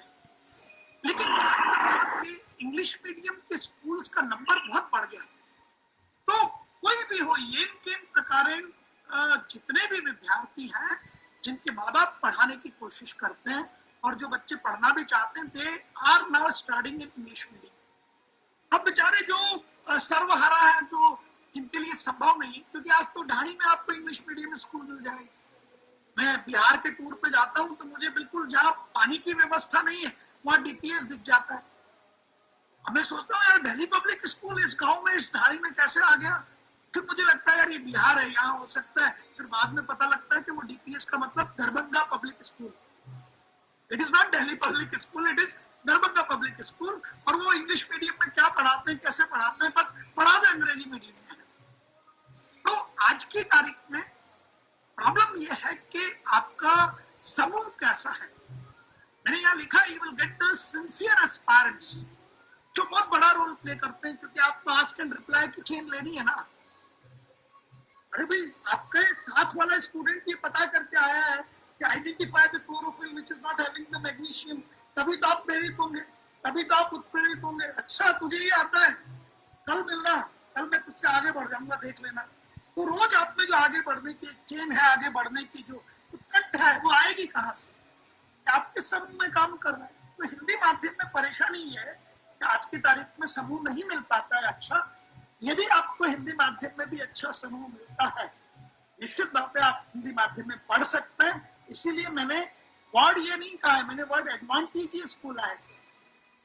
और एक और चीज, कोचिंग इंस्टीट्यूट्स हिंदी माध्यम के विद्यार्थियों पे फोकस नहीं करते, हालांकि वो कमिटमेंट कर लेते हैं। ऐसा कहते हैं नहीं हमारे यहाँ पृथक एक बैच बनाया जाएगा, और फिर बाद में मिक्स कर देते हैं, अरे यार 4 ही बच्चे आए थे, उनको कह भी देते हैं तुम बहुत अच्छे हो, कमाल कर दोगे, कोई बात नहीं, यहाँ मजा नहीं आ रहा है, तुम इंग्लिश मीडियम में आ जाओ। और फिर वो बेचारे प्रताड़ित होते रहते हैं, मानसिक संताप भुगतते रहते हैं। It happens in Kota. सत्य ही बोलता हूँ, इसलिए निश्चित बात है कड़वा तो होगा, पर ऐसा कोटा में हो जाता है, होता ही रहता है। तो आप कोशिश कीजिए। फिर भी मैं फिर ये कह रहा हूँ कि यदि आपकी आंतरिक जिज्ञासा बहुत ज्यादा है, माध्यम कोई बहुत बड़ा मायना नहीं रखता है किसी भी हाल। आप 10th से 11th में आते समय मीडियम को चेंज कर सकते हैं, आप 8th से 9th में आते हुए मीडियम को चेंज कर लीजिए। लेकिन इम्पोर्टेंट यही है कि आप जिन लोगों के साथ पढ़ रहे हैं वहां आपको कॉम्पिटिटिव लेवल अच्छा मिलना चाहिए, स्पर्धा मिलनी चाहिए। जब तक स्पर्धा नहीं मिलेगी, जब तक आपको कहीं ना कहीं से प्रेरणा नहीं मिलेगी पढ़ने की और आगे बढ़ने की, ये थोड़ा सा परेशानी का सबब है। ये पढ़ाई है, थोड़ी सी अलग है, ये चीजों से अलग है। एक और जगह पे आगे बढ़ते हैं, which board is better? तो मतलब it hardly matters, central board of secondary education में पढ़िए या Rajasthan board of secondary education में पढ़िए, इधर इट इज सीबीएसई और इट इज आरबीएसई, बहुत मायना नहीं रखता है। सिलेबस एक जैसा है लगभग। बस एक ही जगह पर इम्पोर्टेंस है कि जब आप एनटीएससी का एग्जाम देते हैं तो एनटीएससी एग्जाम 2 स्टेज में होता है। स्टेज 1 स्टेट लेवल पे होता है, तो उसमें जो आपका एसएसटी का रोल है वो बहुत बड़ा है, काफी बड़ा रोल है। तो एसएसटी के क्वेश्चंस जो हैं वो स्टेट से रिलेटेड पूछे जाते हैं। जैसे राजस्थान स्टेट में आप एनटीएससी देंगे तो एसएसटी के question related to state of Rajasthan होंगे। यदि वेस्ट बंगाल में देते हैं तो एसएसटी के question related to West Bengal होंगे। महाराष्ट्र में आप अप्लाई करते हैं तो वो रिलेटेड टू महाराष्ट्र होंगे। तो एक वो थोड़ा सा एक रोल है, बट वो बहुत बड़ा कोई मायना नहीं रखता है। बुक्स एक जैसी हैं, सब कुछ एक जैसा है। But important atmosphere of the classroom, either it is Rajasthan board or it is CBSE. The important thing is कि आपका क्लासरूम एटमॉस्फेयर कैसा है। थोड़ा सा खतरनाक क्वेश्चन है, is schooling enough? Then I say absolutely no. मतलब मैंने ये इसलिए कहा है कि अभी मैं इसको आगे क्लियर कर दूंगा एक स्लाइड से आपको. But we need two things, one is knowledge and one is the application of knowledge. तो स्कूल में नॉलेज वाला पार्ट तो कंप्लीट हो जाता है, but how to apply it in different circumstances and under time pressure, ये थोड़ा सा नहीं सीख पाते. तो स्कूलिंग इज नॉट अनफ. आपको कोचिंग ज्वाइन करना पड़ेगा. बट मैं फिर यहाँ जोर देकर कह रहा हूँ that school syllabus is necessary to be completed at very sincere note. मैंने अधिकतर देखा है कि कोचिंग में पढ़ने वाले बच्चों को अब हर जगह पे यार दो तरह के लोग हैं. एक नालायक किस्म के लोग हैं और एक अच्छे लोग हैं. और 90% लोग नालायक किस्म के होते हैं, 10% लोग अच्छे होते हैं. तो कोचिंग में आके जो एक खराब चीज विद्यार्थी सीखता है, या आप सबको मैं बहुत स्पष्ट कर देना चाहता हूँ, आप सबको ये स्वयं भी सीखना है और आगे भी बताना है कि अधिकतर लोग कोचिंग में आने के पश्चात स्कूल के सिलेबस को इंसल्ट करना शुरू करते हैं, अपमानित करना शुरू करते हैं. अरे यार क्या है स्कूल में, रखा क्या है, और ये और वो. ये बेहद ऋणात्मकता है, बेहद ऋणात्मकता है. स्कूल का सिलेबस निश्चित तौर पे आप यदि NTSE 11th और 12th को ढूंढ लें तो आप इंजीनियरिंग एडमिशन की बात कर लीजिए, मेडिकल एंट्रेंस की बात कर लीजिए, पूरा सिलेबस ही आपका NCERT बेस्ड है. और हर जगह पे सिलेबस NCERT बेस्ड है. और NCERT को आप नकार नहीं सकते, और NCERT को आप नकारेंगे तो न तो आपका स्कूल रिजल्ट अच्छा आएगा, न किसी हालत में कॉम्पिटिटिव लेवल पे आप सक्सेसफुल हो पाएंगे. तो एक तो स्कूल एजुकेशन की इंसल्ट में न तो कभी किसी को इन्वॉल्व होना है और न कभी, क्योंकि वो क्या होता है कि अपमानित करने में पता नहीं एक मजा आता है, हमेशा मजा आता है. आपने सुना होगा, क्योंकि ये 10 दिन है जब निश्चित बात है राम रावण युद्ध चल रहा है, तो अपमानित कर कर ही विभीषण को निकाला गया था, और अपमानित कर कर ही शुक को निकाला गया था. और अपमानित करने का मतलब है कि लात मार के निकाला. आप यदि मानस पर जाएंगे तो ये चीज आपको मिलेगी पढ़ने में. तो स्कूल का जो सिलेबस है वो प्राइम इंपॉर्टेंस का है. वो आपके लिए आपकी जिसे कहते हैं it is the foundation of your building. तो आप अच्छी बिल्डिंग जब बना पाएंगे जब आप उसे बहुत सिंसियर नोट पर कंप्लीट करते हैं. It is necessary.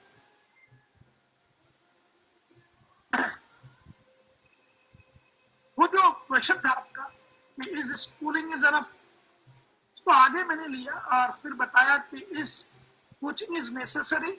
आई से yes, but it should be at right time and right place. It should be at right time and right place. आपको चूज करना पड़ेगा, और चूज करने के साथ साथ खुद को बदलना पड़ेगा. If you want to be a good teacher, then you should be a good student first. Sincere note पे काम करना पड़ता है भाई. कोटा में आके कुछ नहीं करता आदमी, मेजे बजाता रहता है दिन भर. You should be at sincere note, right time पे, right place पे. आप ऐसा मत करिए, भीड़ तंत्र का हिस्सा मत बन जाइए. आप देखो डायमंड की वैल्यू हर जगह पे है, हर जगह पे.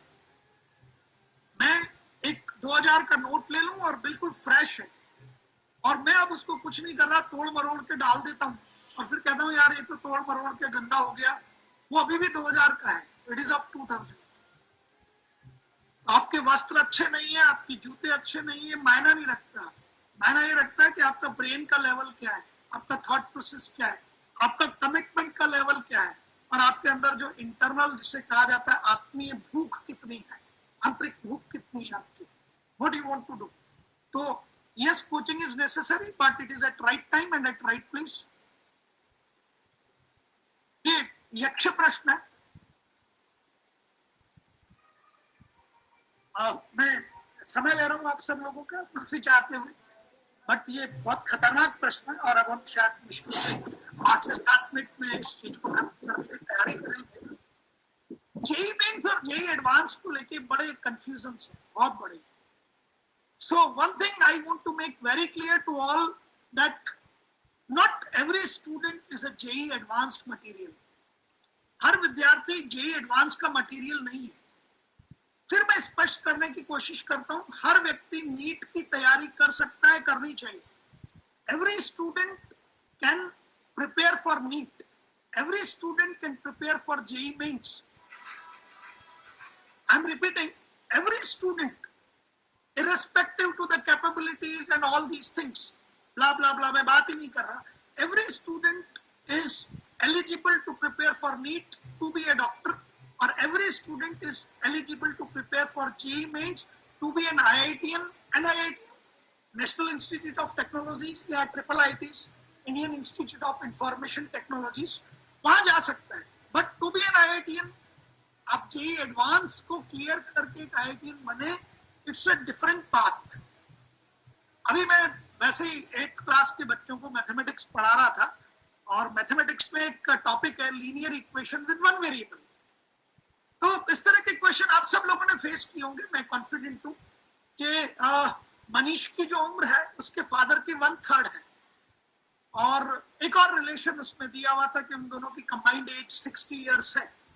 तो मैंने क्वेश्चन को ट्विस्ट किया और ये पूछा कि भाई मनीष की एज उसके फादर की 1/3 है और दोनों का एज का जो सम है वो 60 इयर्स है.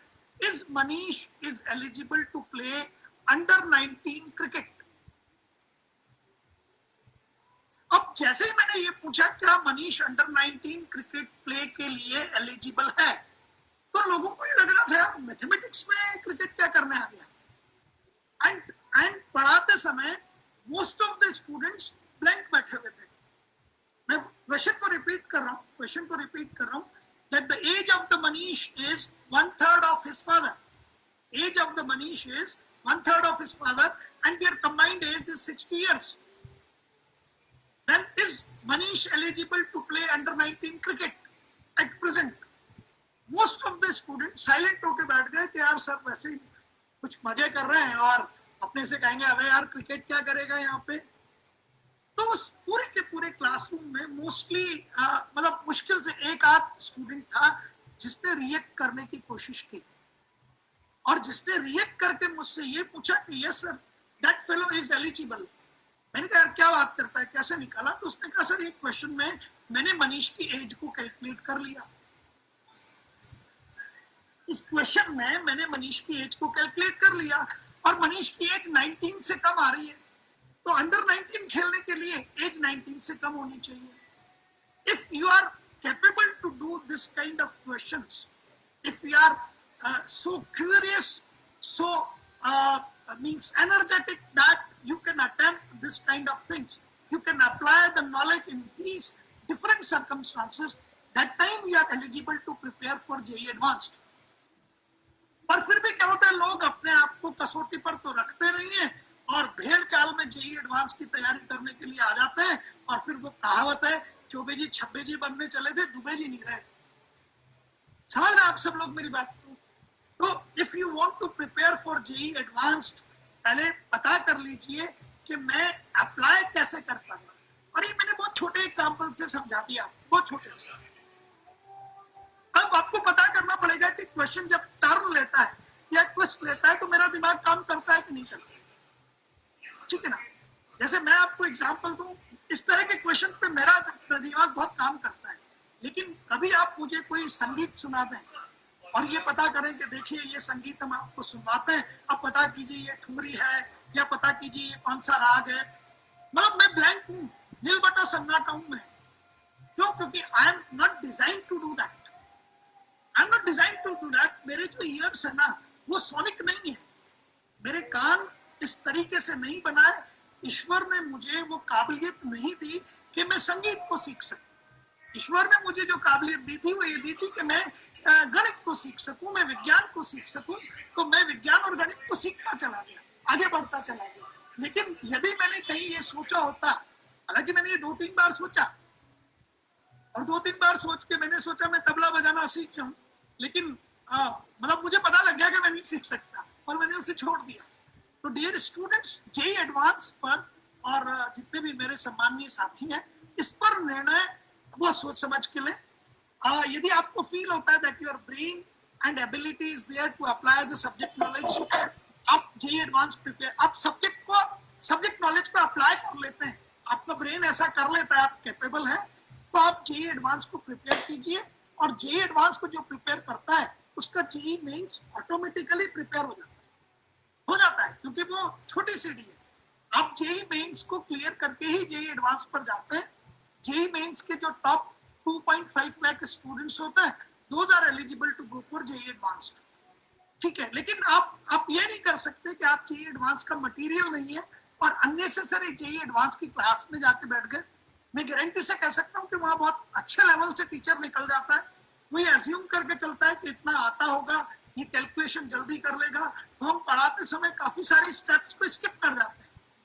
और वो सामान्य विद्यार्थी के लिए जब वो स्टेप्स स्किप की जाती हैं, वो एक नॉर्मल स्पीड से हाई स्पीड पे चला जाता है, तो जो एक सामान्य विद्यार्थी है उसको समझ नहीं पाता, परेशान होने लग जाता है, और वो बेचारा जेई एडवांस तो दूर की बात है, जेई मेंस को भी ढंग से नहीं कर पाता है। तो ये निर्णय आप बहुत सोच समझ के लिए लीजिए। और बाकी वैसे जेई मेंस को प्रिपेयर करना आसान है, एडवांस के बारे में मैं बता चुका हूँ। नीट को प्रिपेयर करना बहुत आसान है। NEET is simple, NEET is simple. आपको लग रहा होगा सर हवा जो है बिल्कुल विपरीत चल रही है, लोग कह रहे हैं कि ऐसा ऐसा नीट में 720 में से 720 नंबर आ रहे हैं और ऐसा हो रहा है। मैं आपको हकीकत बताता हूँ, और मतलब प्रत्येक अखबार लिखता है मेरी इस कही हुई चीज को, चाहे वो पत्रिका है चाहे भास्कर है, वो लिखते हैं। क्यों? क्योंकि उनको इस तरह की चीज निकाल के सिर्फ मैं ही दे सकता हूँ। आपको जान के ताज्जुब होगा कि 13,66,000 13.66 लाख स्टूडेंट्स ने अपीयर किया नीट में। How many? 13.66 लाख। 720 मार्क्स का पेपर होता है। ये जो आपको मैं फैक्ट बता रहा हूं, ये पैरों तले जमीन खिसका देगा आपकी, ये पैरों तले जमीन खिसका देगा आपकी। तो 13.66 लाख में से 6.82 लाख, लगभग 7 लाख, 6,82,000, 6,82,000, लगभग 7 लाख विद्यार्थियों के अंक, लगभग 7 लाख विद्यार्थियों के अंक 720 में से 147 से कम थे। Out of 720 those 6,82,000 students are not able to get even 147 marks। 20% भी नंबर नहीं आया उनके। समझ सकते हैं आप कि भाई आ जाते हैं, वो आके भीड़ बढ़ाते हैं, क्लास जो है उसका साइज 250 कर देते हैं, 150 कर देते हैं, पर वो आके बैठ जाते हैं, उनका कुछ भी नहीं हो पाता है, उन्हें कुछ समझ में नहीं आता है। तो जब आप नीट का प्रिपरेशन कर रहे होते हैं तो इस तरह के most of the foolish students से आपका पाला पड़ता है। तो मैं तो सारे इंटेलिजेंट स्टूडेंट्स को जो अभी 9th में है या अभी 10th में है या 8th में, उनको सलाह देता हूँ कि आप 11th में आके if you are good then you opt biology. JEE advance में तो क्या है, बहुत कंपटीशन है, बहुत डिफिकल्ट है, लेकिन नीट बहुत आसान है, मुश्किल नहीं है वो, और मैंने आंकड़ों से सिद्ध किया है आपके सामने। तो ये बहुत मुद्दे की बात थी जो मैंने बहुत डिटेल में आप सब लोगों को बता दी है। जितने भी लोग जो जेईई एडवांस के लिए सोचते हैं वो आराम से जेईई मेन के लिए ट्राई कीजिए।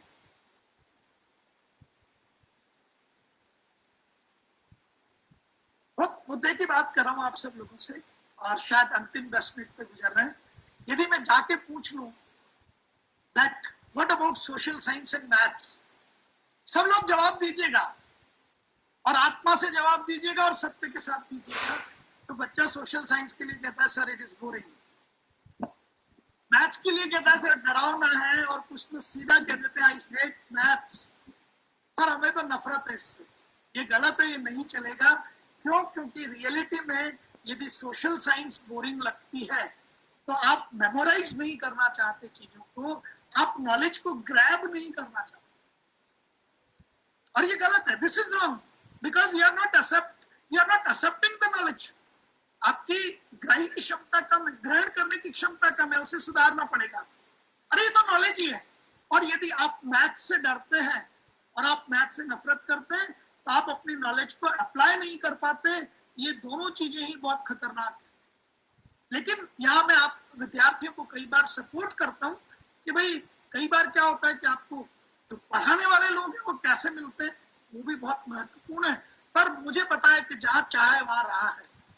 यदि आपके अंदर चाहे तो आप जरूर ढूंढ लेंगे कि मुझे राह कहाँ मिलेगी।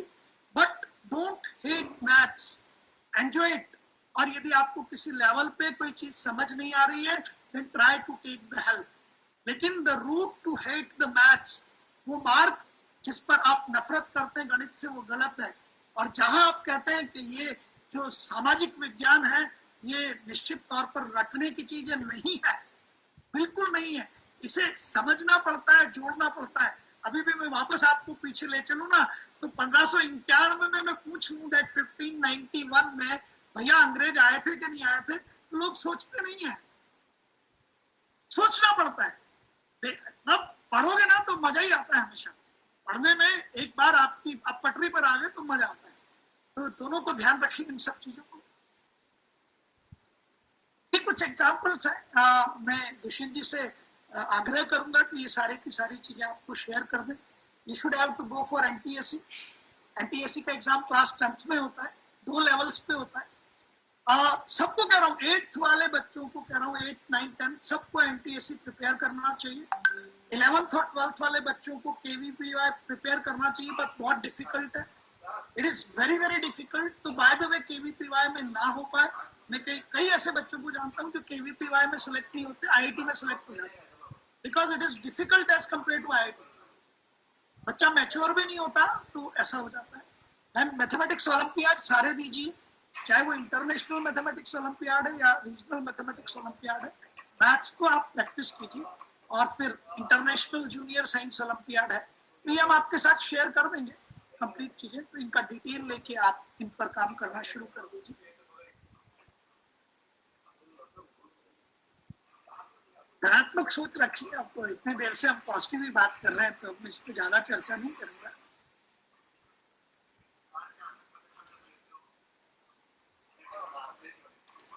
डेडिकेटेड, डिसिप्लिन और पंक्चुअल की बात मैं कर चुका हूँ।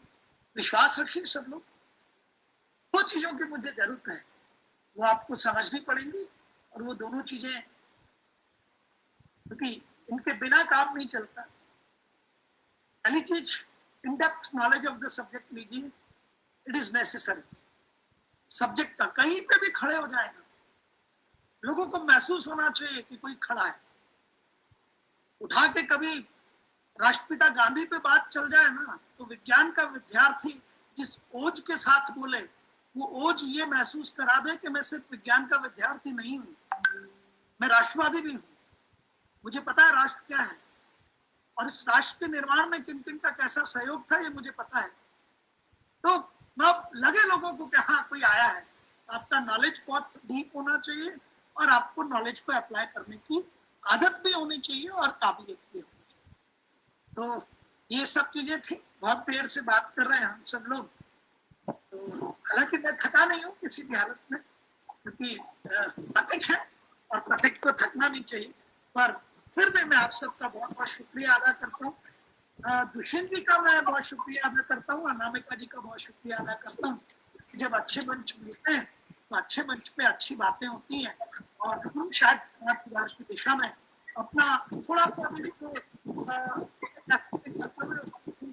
शामिल करता हूँ। आप सभी का बहुत शुक्रिया, आप सभी बहुत बहुत धन्यवाद। ईश्वर हम सब पर अपनी कृपा बनाए रखे, भगवान हमें आशीर्वाद देते रहे, और हम वशिष्ठ की और विश्वामित्र की परंपरा को तक लेकर आते रहे। धन्यवाद, बहुत शुक्रिया। Thank you so much sir. कुछ देर के लिए तो मैं भी ये भूल गई थी कि मैं एक टीचर हूँ, और अभी ऐसा लगता है कि अगर मौका मिलेगा तो हम भी आपके क्लासरूम में नो डाउट एक बार बैठना चाहेंगे। सर एक जगह लिखा हुआ था कि the art of teaching is the art of assisting discovery, और वो बिरले ही होता है जो विद्यार्थी नहीं भविष्य बनाते हैं। 2 तरह के टीचर होते हैं सर, जितना मैं basically I am a teacher also. तो 2 तरह के टीचर क्लासरूम्स में जाते हैं, एक होगा जो डराएगा, तूने नहीं किया तो नहीं कर पाएगा, और एक होता है जो पीठ थपथपा के कहेगा कोई बात नहीं, आज नहीं किया कल कर लेना, तुझसे हो जाएगा। So you are the example of second type of teachers. So clap for you. थोड़ा सा क्वेश्चंस आए हुए हैं सर, आई थिंक कि आप फीडबैक बॉक्स देख पा रहे होंगे, तो मैं कोशिश करता हूँ। साथ ही मेरा रिक्वेस्ट हमारे special guest mister Dushyant Joshi ji से भी है कि प्लीज आप भी अनम्यूट हो जाएं। Yes, ma'am. Just a minute, sir. I will just take the question. I can take the questions, Anamika. Yeah, sure, sir. Yes. So, thank you very much, Dev sir. Anamika, thank you so much. और question ले रहा हूँ पहला mister Hemang पाठक का। हेमांग जी पूछ रहे हैं, is it worthful to drop after 12 for JEE? Is it worthful to drop Yes. after 12 Yes. for JEE? It depends that with what dedication you are ready to work out. ये बहुत जरूरी है। Actually क्या होता है कि भावनाओं में हम जॉब करने के लिए तैयार हो जाते हैं, लेकिन हम जॉब करने के लिए इंस्टीट्यूट से एडमिशन भी ले लेते हैं, शुरुआती दौर में हम काम भी करते हैं, लेकिन ये it is a year long process. तो फिर परेशानी ये होती है उस जगह पर आके कि हम थक जाते हैं जल्दी। तो पहले अपनी मानसिकता में दृढ़ता लाइए, ड्रॉप करना चाहिए, लेकिन आपको मानसिक दृढ़ होकर ड्रॉप करना चाहिए कि मुझे वर्ष पर्यंत मेहनत करनी है। यह आसान रास्ते नहीं है, लेकिन आसान नहीं है तो आपको निश्चित बात है कि फिर जो फल मिलता है वो भी बहुत मीठा होता है। तो if you are very ready, आप बहुत मेहनत करने के लिए तैयार हैं, क्योंकि success is not having any bypass route. Success का कोई बाईपास रूट नहीं है किसी भी हाल। तो यदि आप बहुत सक्सेस मीन जिसे कहते हैं कि मेहनत करने के लिए तैयार हैं, then I can say quite easily कि आपको ड्रॉप लेना चाहिए। तो इसमें एक चीज को मैं कहता हूँ कि परसेंटेज वगैरह मत देखा कीजिए। मुझे पता है कि ये ब्रेन कब ओपन हो जाए और कब डेडिकेटेड होके जबरदस्त काम करने लगे, इसका पता नहीं रहता। मेरे पास कई एग्जांपल्स ऐसे हैं कि sir I was having only the second division, और वो सेकंड डिवीजन के बच्चे आज की तारीख में डॉक्टर भी बन रहे हैं और बड़े हॉस्पिटल भी चला रहे हैं। क्योंकि मैं 93 से पढ़ा रहा हूँ, तो जिन बच्चों को मैंने लगभग 2000 के आसपास पढ़ाया वो बहुत बड़े हो चुके हैं उस समय। तो अब आपका परसेंटेज कम है या ज्यादा है, ये बहुत बड़ा मायना नहीं रखता। आपका सोच ये बन चुका है कि मुझे करना है अब, तो आप जरूर कीजिए। लेकिन मैंने आपको आगाह किया हुआ है कि ये काम JEE एडवांस के लिए मत कीजिए। JEE एडवांस के लिए तो टेस्ट कर लीजिए, क्योंकि वो होगा नहीं, लेकिन JEE मेंस और नीट के लिए तो आप यदि पूरी तरह से समर्पित है, then you can go ahead. Yes, next question. Dushyant sir, please. Dushyant sir. I think Dushyant sir कहीं busy है। सर नेक्स्ट क्वेश्चन मैं बता देती हूँ आपको। आप बता दीजिए, जवाब देता रहूंगा। सर एक शरद जी शर्मा हमारे साथ ज्वाइन है। उनका क्वेश्चन है कि बच्चों में प्राथमिक स्तर पर गणित के प्रति रुझान कैसे पैदा करें। हाँ, यक्ष प्रश्न, बिल्कुल। मतलब जितनी भी असफलताओं का कारण है वो सीधा एक ही है कि प्राथमिक स्तर पर गणित की तरफ रुझान है ही नहीं।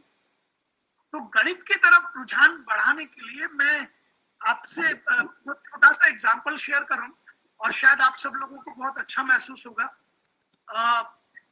मैं बहुत पुरानी बात बता रहा हूँ आपको, शायद बहुत अच्छी लगे, इतना लगे मैं कह नहीं सकता, लेकिन हमारे यहाँ एक जगह है, उसे नयापुरा में कौन सा भवन है अपने यहाँ पे, जहाँ गीता भवन। तो गीता भवन में हर वर्ष रासलीला हुआ करती थी, और मेरे पिताजी के साथ में साइकिल पर बैठकर वो रासलीला का आनंद लेने के लिए जाते थे। तो मथुरा से आने वाली मंडलियां वहां रासलीला का मंचन करती थी, बड़े विद्वान लोग आते थे, बहुत अच्छा काम होता था।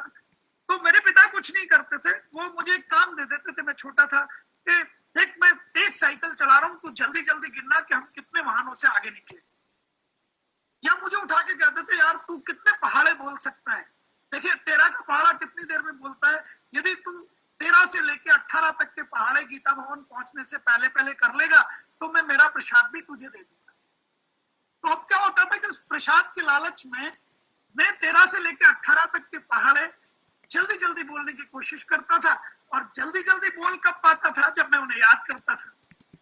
तो इन सब चीजों के लिए निश्चित बात है कि माता पिता को तो बहुत एफर्ट करना ही पड़ता है, लेकिन ये समाज का भी कर्तव्य है इस समय कि वो प्राथमिक स्तर पर गणित का स्तर सुधारने के लिए बहुत अधिक ध्यान दें।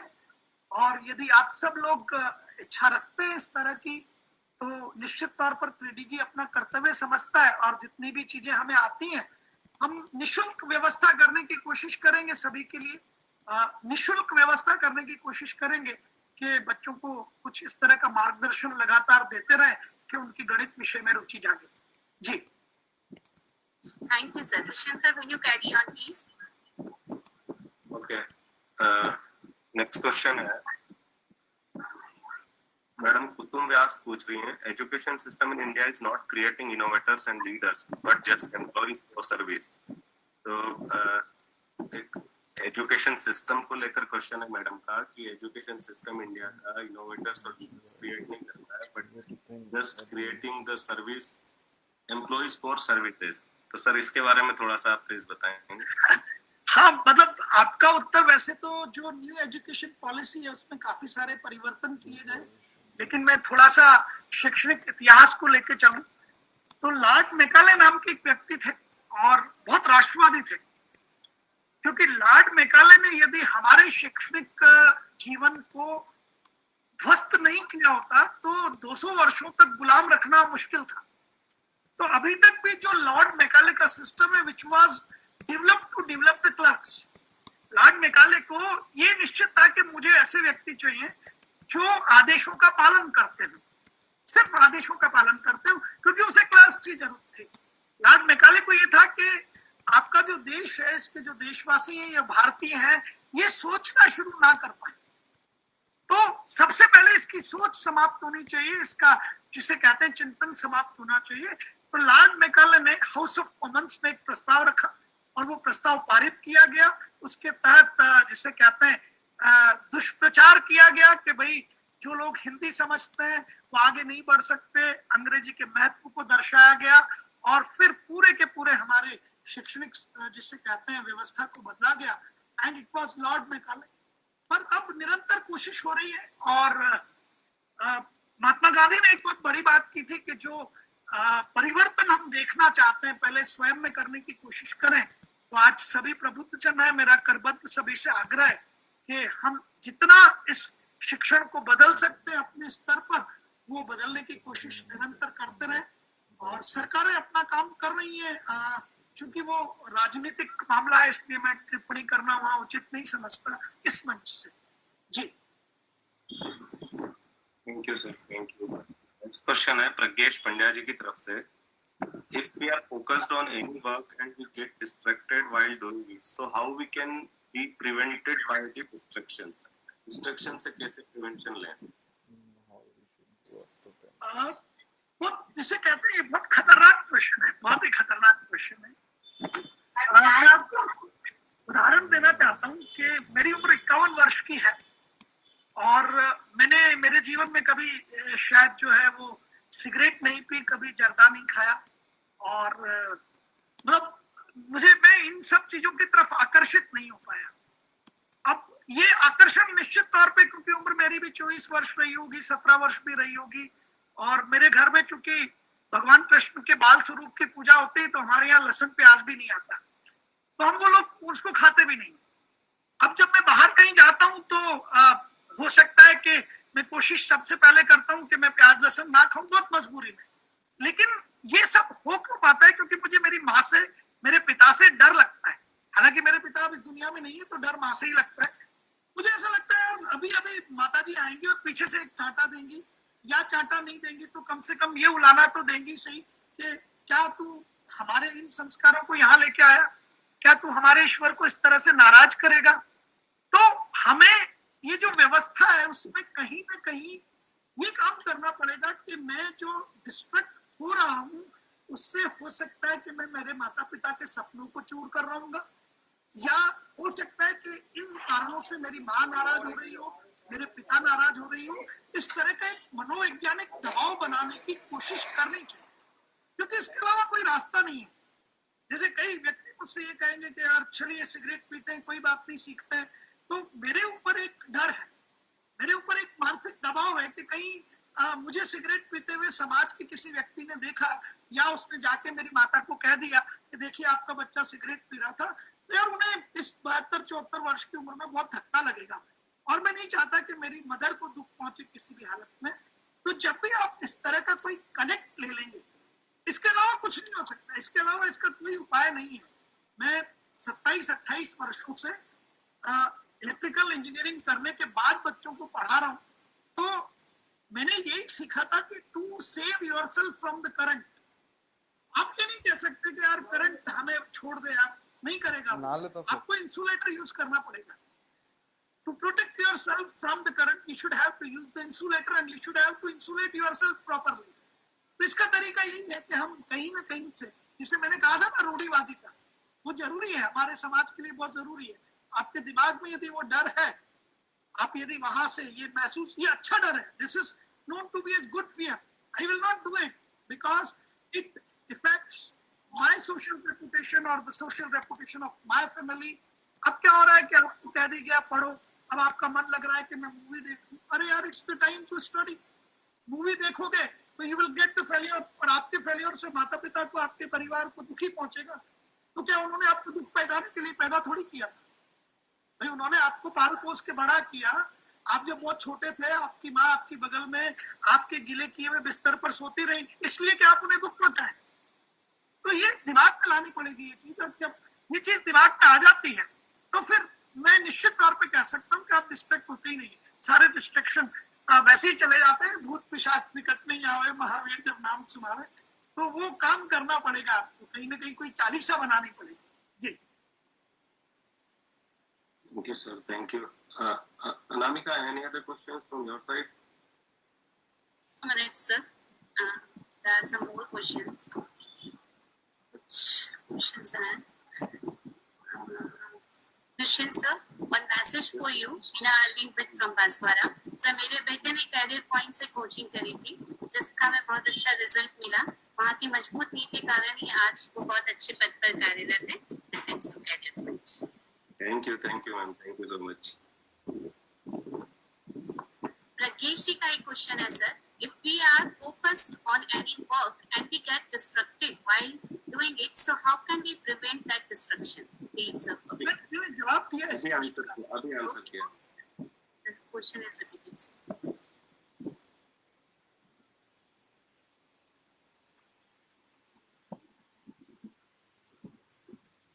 एक क्वेश्चन है सुनील शर्मा जी का, आई थिंक ये बहुत ही डिफरेंट क्वेश्चन है। सुनील शर्मा जी पूछ रहे हैं कि your overall session was fantastic और आपने काफी अच्छा समझा है कॉम्पिटिटिव एग्जामिनेशन के बारे में, but the basic problem students are facing कि 70% स्टूडेंट्स को पता नहीं होता है कि आफ्टर 10th वो क्या सब्जेक्ट ऑप्ट करें, साइंस, कॉमर्स, आर्ट्स। तो ये एक सेपरेट सेशन हो सकता है, फिर भी मैं देव सर से रिक्वेस्ट करूंगा कि सर इस पे थोड़ा सा हम ब्रीफ बताएं। एक्चुअल में महसूस बच्चे को हो जाता है कि व्हाट आई कैन डू। पहली चीज मैं यहाँ कहना चाहता हूँ कि अधिकतर तो लोग परसेंटेज से डिसाइड कर लेते हैं कि यार तेरा 10th का परसेंटेज बहुत अच्छा है तो तू साइंस ले ले, या थोड़ा सा कम है तो you try to go towards commerce, और यार तेरा तो परसेंटेज बेकार है, गो टुवर्ड आर्ट्स। ये मिसकंसेप्शन है, it is the biggest misconception. इससे बड़ा मिसकंसेप्शन कुछ हो ही नहीं सकता। यदि मुझसे कोई आज की तारीख में पूछेगा और मुझे लगेगा कि एक बच्चे का परसेंटेज बहुत अच्छा है और वो बहुत जल्दी चीजों को मेमोराइज कर लेता है, तो उसे कहूंगा यार you just go for art and literature, वहां जाके बिकॉज यू कैन मेमोराइज, आप बहुत अच्छी तरह से मेमोराइज कर लेते हैं। You try to go for administrative services, Indian administrative services के लिए जाइए, स्टेट एडमिनिस्ट्रेटिव सर्विसेज के लिए जाइए। हम लोग कहेंगे अरे सर मेरा तो 40% आया है, कैसे जाऊंगा? अरे भाई तेरा 40% इसलिए आया है कि तूने मैथ्स का एग्जाम दिया था, वहां तू पुअर परफॉर्म कर दिया, लेकिन तेरा एसएसटी का परफॉर्मेंस देख को बहुत जबरदस्त है, because you can remember the things. कई लोगों की ये बहुत जबरदस्त क्षमता होती है। तो पहला तो प्रतिशत के अनुसार निर्णय ना लें। दूसरा, कई लोगों को मैं बातचीत करता हूँ तो कहते हैं मैं वैज्ञानिक बनना चाहता हूँ, और उसको परेशानी ये कि उसे पता ही नहीं कि वैज्ञानिक कहते किसको। उसको ये भी नहीं पता कि यार वैज्ञानिक हो सकता है 20 साल काम करे तब भी कोई खोज ना कर पाए। बस उसे लगता है कि इसरो के वैज्ञानिकों से संबंधित एक जो है वो न्यूज आई थी टेलीविजन पे, और नाम ही नाम चल रहा था कि इसरो में इस तरीके से चंद्रमा पर एक मिशन भेजा जा रहा है, वैज्ञानिक काम कर रहे हैं। तो उस वैज्ञानिक अपने उसे आकर्षित कर लिया और वो माँ बाप को आके कहता है मैं वैज्ञानिक बनना चाहता हूँ। किसी ने यूनिफॉर्म में, किसी ने किसी मिलिट्री मिलिट्री वाले को देख लिया या एयरफोर्स से रिलेटेड किसी आदमी को देख लिया, तो वो कह रहा है मैं एयरफोर्स में जाना चाहता हूँ। बच्चे के चश्मा लगा हुआ है -5 नंबर का, वो जाना चाहता है एयरफोर्स में, भाई पॉसिबल नहीं। क्यों? क्योंकि वहां आपको दोनों जगह पे शारीरिक तौर पे स्वस्थ होना पड़ेगा, आंखें बिल्कुल ठीक होनी चाहिए, तो कई परेशानी में है। लेकिन जब तक आपको ये महसूस नहीं होता कि विद्यार्थी की विज्ञान में रुचि और ज्यादा नहीं है, तब तक विज्ञान की तरफ मत बढ़िए। विज्ञान को पढ़ना निश्चित बात है थोड़ा सा अलग होता है, और विज्ञान में भी जब आप इंजीनियरिंग और मेडिकल की तरफ आना चाहते हैं तो उसके लिए आपको ये तो महसूस करना पड़ेगा कि आपकी रुचि है या नहीं। कई लोगों को गुण बाकी गुणा भाग में बहुत अच्छा महसूस होता है, बहुत जल्दी करते हैं, अर्थात उनका कंसेप्ट जो कह सकते हैं कैलकुलेशन का वो बहुत अच्छा है। इसका ये मीनिंग नहीं है कि वो कॉमर्स करें, क्योंकि commerce is entirely different, commerce is not calculation. लेकिन किसी को व्यापारिक तरीकों में बहुत दिमाग चलता है और उसे लगता है कि तो शेयर मार्केट अट्रैक्ट करता है, मैं इधर से उधर लेता हूँ, उसको कॉमर्स पर। और यदि आपको लगता है कि साइंस से यदि जरूरत पड़ेगी तो मैं कॉमर्स कर जाऊंगा, तो अधिकतर आप विद्यार्थियों को ये सलाह देते हैं कि यदि आपके घर में कोई चार्टेड अकाउंटेंट पहले से है, आपके घर में कोई कॉमर्स फील्ड में पहले से है, तो आप कॉमर्स ऑप्ट करना चाहिए आपको, और either you try to go towards CA और सीएस। लेकिन आपके घर में कोई कॉमर्स साइड से नहीं है तो थोड़ा अवॉइड कीजिए। आर्ट्स पर चर्चा लोग कम करते हैं और शायद मंच नहीं है आर्ट्स पर चर्चा करने का, but arts is a very good subject, it is one of the best subject. और साइंस के साथ में जो एडवांटेज आपको लगता है कि साइंस पढ़ने के बाद में 12th के बाद ऑप्शंस काफी सारे ओपन हो जाते हैं और मुझे बहुत ज्यादा ऑप्शंस की जरूरत है, तो फिर science is a very good subject. थोड़ा सा बस कहते हैं ना साइंटिफिक टेम्परामेंट दिखना चाहिए, तो या कि किसी एक्सपर्ट कंसल्ट कर ले, वो बच्चे से बातचीत कर ले, जिसे कहते हैं सब्जेक्ट नॉलेज से रिलेटेड नहीं, उसका थॉट प्रोसेस से रिलेटेड, तो आगे बढ़ा जा सकता है। पर एक बार मैं सभी को कहता हूँ कि आप एक्सपर्ट से जरूर कंसल्ट करें।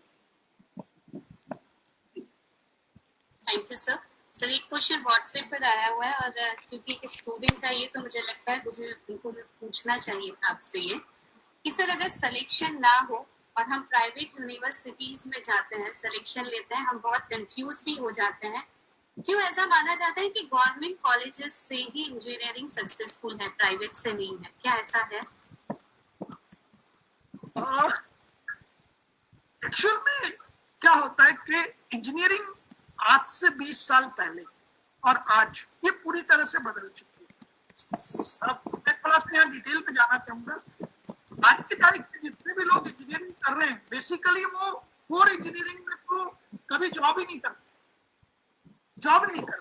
मैं आपको थोड़ा सा एग्जांपल देता हूँ कि मैं जिस संस्था में आज से करीब 6 महीने पहले काम करता था, वहां जितने भी लोग मार्केटिंग के थे, जो लगभग 10 से 12 हजार महीने की नौकरी करते थे, जो बताते थे कि भाई कौन कौन से कोर्सेज में आप ज्वाइन कर सकते हैं, जो बेसिकली एडमिशन के लिए हम लोगों ने either it is at call centre और it will be at marketing strategy पे जो लगा रखे थे, जो वेरियस स्कूल्स में जिसे कहते हैं विजिट करते थे, प्रिंसिपल से मिलते थे, वो सब इंजीनियरिंग ग्रेजुएट थे। someone was with mechanical, someone was with electronics, someone was with civil। और मैं कई बच्चों के इंटरव्यू में कई बार किसी से पूछ बैठता था कि यार you have done the engineering in electronics, तो मुझे एनपीएन ट्रांजिस्टर का सिंबल बता दे, या मतलब यहाँ तक की हद थी कि मैंने एक बच्चे से पूछ लिया, सिविल में इंजीनियरिंग किया था उसने, कि यार यूज ऑफ सीवेज वाटर, तो उसका आंसर था for drinking purpose. Sewage water, after doing the civil engineering graduation, he was answering me that it is used for drinking purpose। तो आज की तारीख में इंजीनियरिंग का बेसिकली कोई मायने नहीं है, ये सिर्फ ग्रेजुएशन है। अब यदि आपकी लाइफ स्किल्स अच्छी है, आपको यदि गवर्नमेंट की एडमिशन नहीं मिलता है, तो you can go for private, कोई प्रॉब्लम नहीं है, कोई भी प्रॉब्लम नहीं। प्राइवेट यूनिवर्सिटीज जितनी भी है वो डेफिनेटली बहुत अफोर्ड करते हैं, और अफोर्ड करके आप लोगों को जॉब के लिए तैयार कर देते हैं। तो आप आने वाले समय में इंजीनियरिंग करके उस तरह का जॉब ले लेते हैं कि आपकी लाइफ सेटल हो जाती है एक लिमिट तक।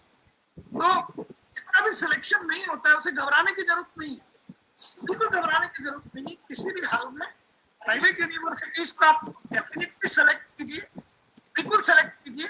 वहां से आप अपना जॉब जो है वो इंश्योर कर लेते हैं। क्यों? क्योंकि सब लोगों का एक बड़ा काम है कि आपके स्टूडेंट को वो जॉबलेस ना रहे, क्योंकि पेरेंट्स आगे चल के पूछते हैं इस चीज को कि सर मेरे बच्चे का क्या होगा। तो ये बहुत अफोर्ड करते हैं प्राइवेट यूनिवर्सिटीज वाले, और दोनों तरफ से जॉब के लिए भी और आपको एबल बनाने के लिए भी। तो यदि किसी का सिलेक्शन नहीं होता है बिल्कुल ना घबराएं, और ये भी ना सोचें वो पुराना जमाना गया। मैं आपको बहुत क्लियर बताता हूँ, हमारे जमाने में जो बच्चा ट्यूशन जाता था हम हंसते थे, यार ये कमजोर है, ये बिल्कुल जो है वो मंदबुद्धि है, ये मंदबुद्धि वाले लोग ट्यूशन जाते हैं, ये कर सकता। लेकिन वो बदल गया। हमारे जमाने में कोई इंजीनियरिंग करके आता था बेंगलुरु या रमैया से, तो हम हंसते थे, तेरा हुआ नहीं था ना, तेरा, ऐसी बातें करते थे। तो वो बहुत पुराना जमाना है और आप उसको बिल्कुल भूल सकते हैं। आज की तारीख में प्राइवेट से जरूर कर लेना चाहिए। If you are not able to get to government college, you should go for private. Yes, thank you sir. Questions तो बहुत सारे, बट मुझे नहीं लगता सर कि मैं अब आपसे और ज्यादा टाइम ले पाऊँ, क्योंकि हमने आपको थोड़ा ज्यादा परेशान किया। तो मेरा एक पर्सनल रिक्वेस्ट था कि कोई भी मेल आईडी या ऐसा कुछ अगर हमें अवेलेबल हो जाता है, अगर बच्चे चाहते तो क्वेश्चन जिसे मैं शेयर करूंगा एंड आपको शेयर कर देंगे। जी सर, थैंक यू सर। मुझे हर क्वेश्चन पे लगता था कि ये लास्ट क्वेश्चन है और उसके बाद फिर 5 क्वेश्चंस मेरे साथ आ जाते हैं। नहीं, आते रहेंगे, आते ही रहेंगे। और यही जिसे कहते हैं सफलता का ध्योतक है। It is the litmus that people are taking the interest. मेरा सभी से आग्रह से जिज्ञासा है कि समाज की उन्नति के लिए निरंतर सभी प्रयासरत रहें, और आप हमारी जरूरत महसूस हो तो निश्चित तौर पर आप आदेश कर सकते हैं सभी। जी बिल्कुल sir, thank you sir. Programme को आगे बढ़ाते हुए मैं अमित जी शुक्ला से रिक्वेस्ट करूंगी कि वो बोथ ऑफ हैंड्स वो अनम्यूट हो जाए। अमित जी शुक्ला, आप मुझे सुन पा रहे हैं?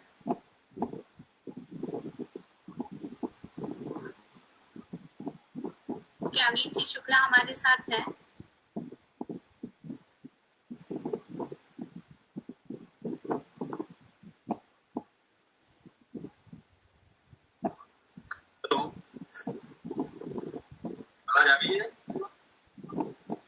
जी सर, जी सर। तो आज के इस वेबिनार में ये देव सर ने हमको जो सिखाया, उसमें शिक्षकों की भूमिका, हार जीत के बारे में, स्कोरिंग कैसे की जाती है,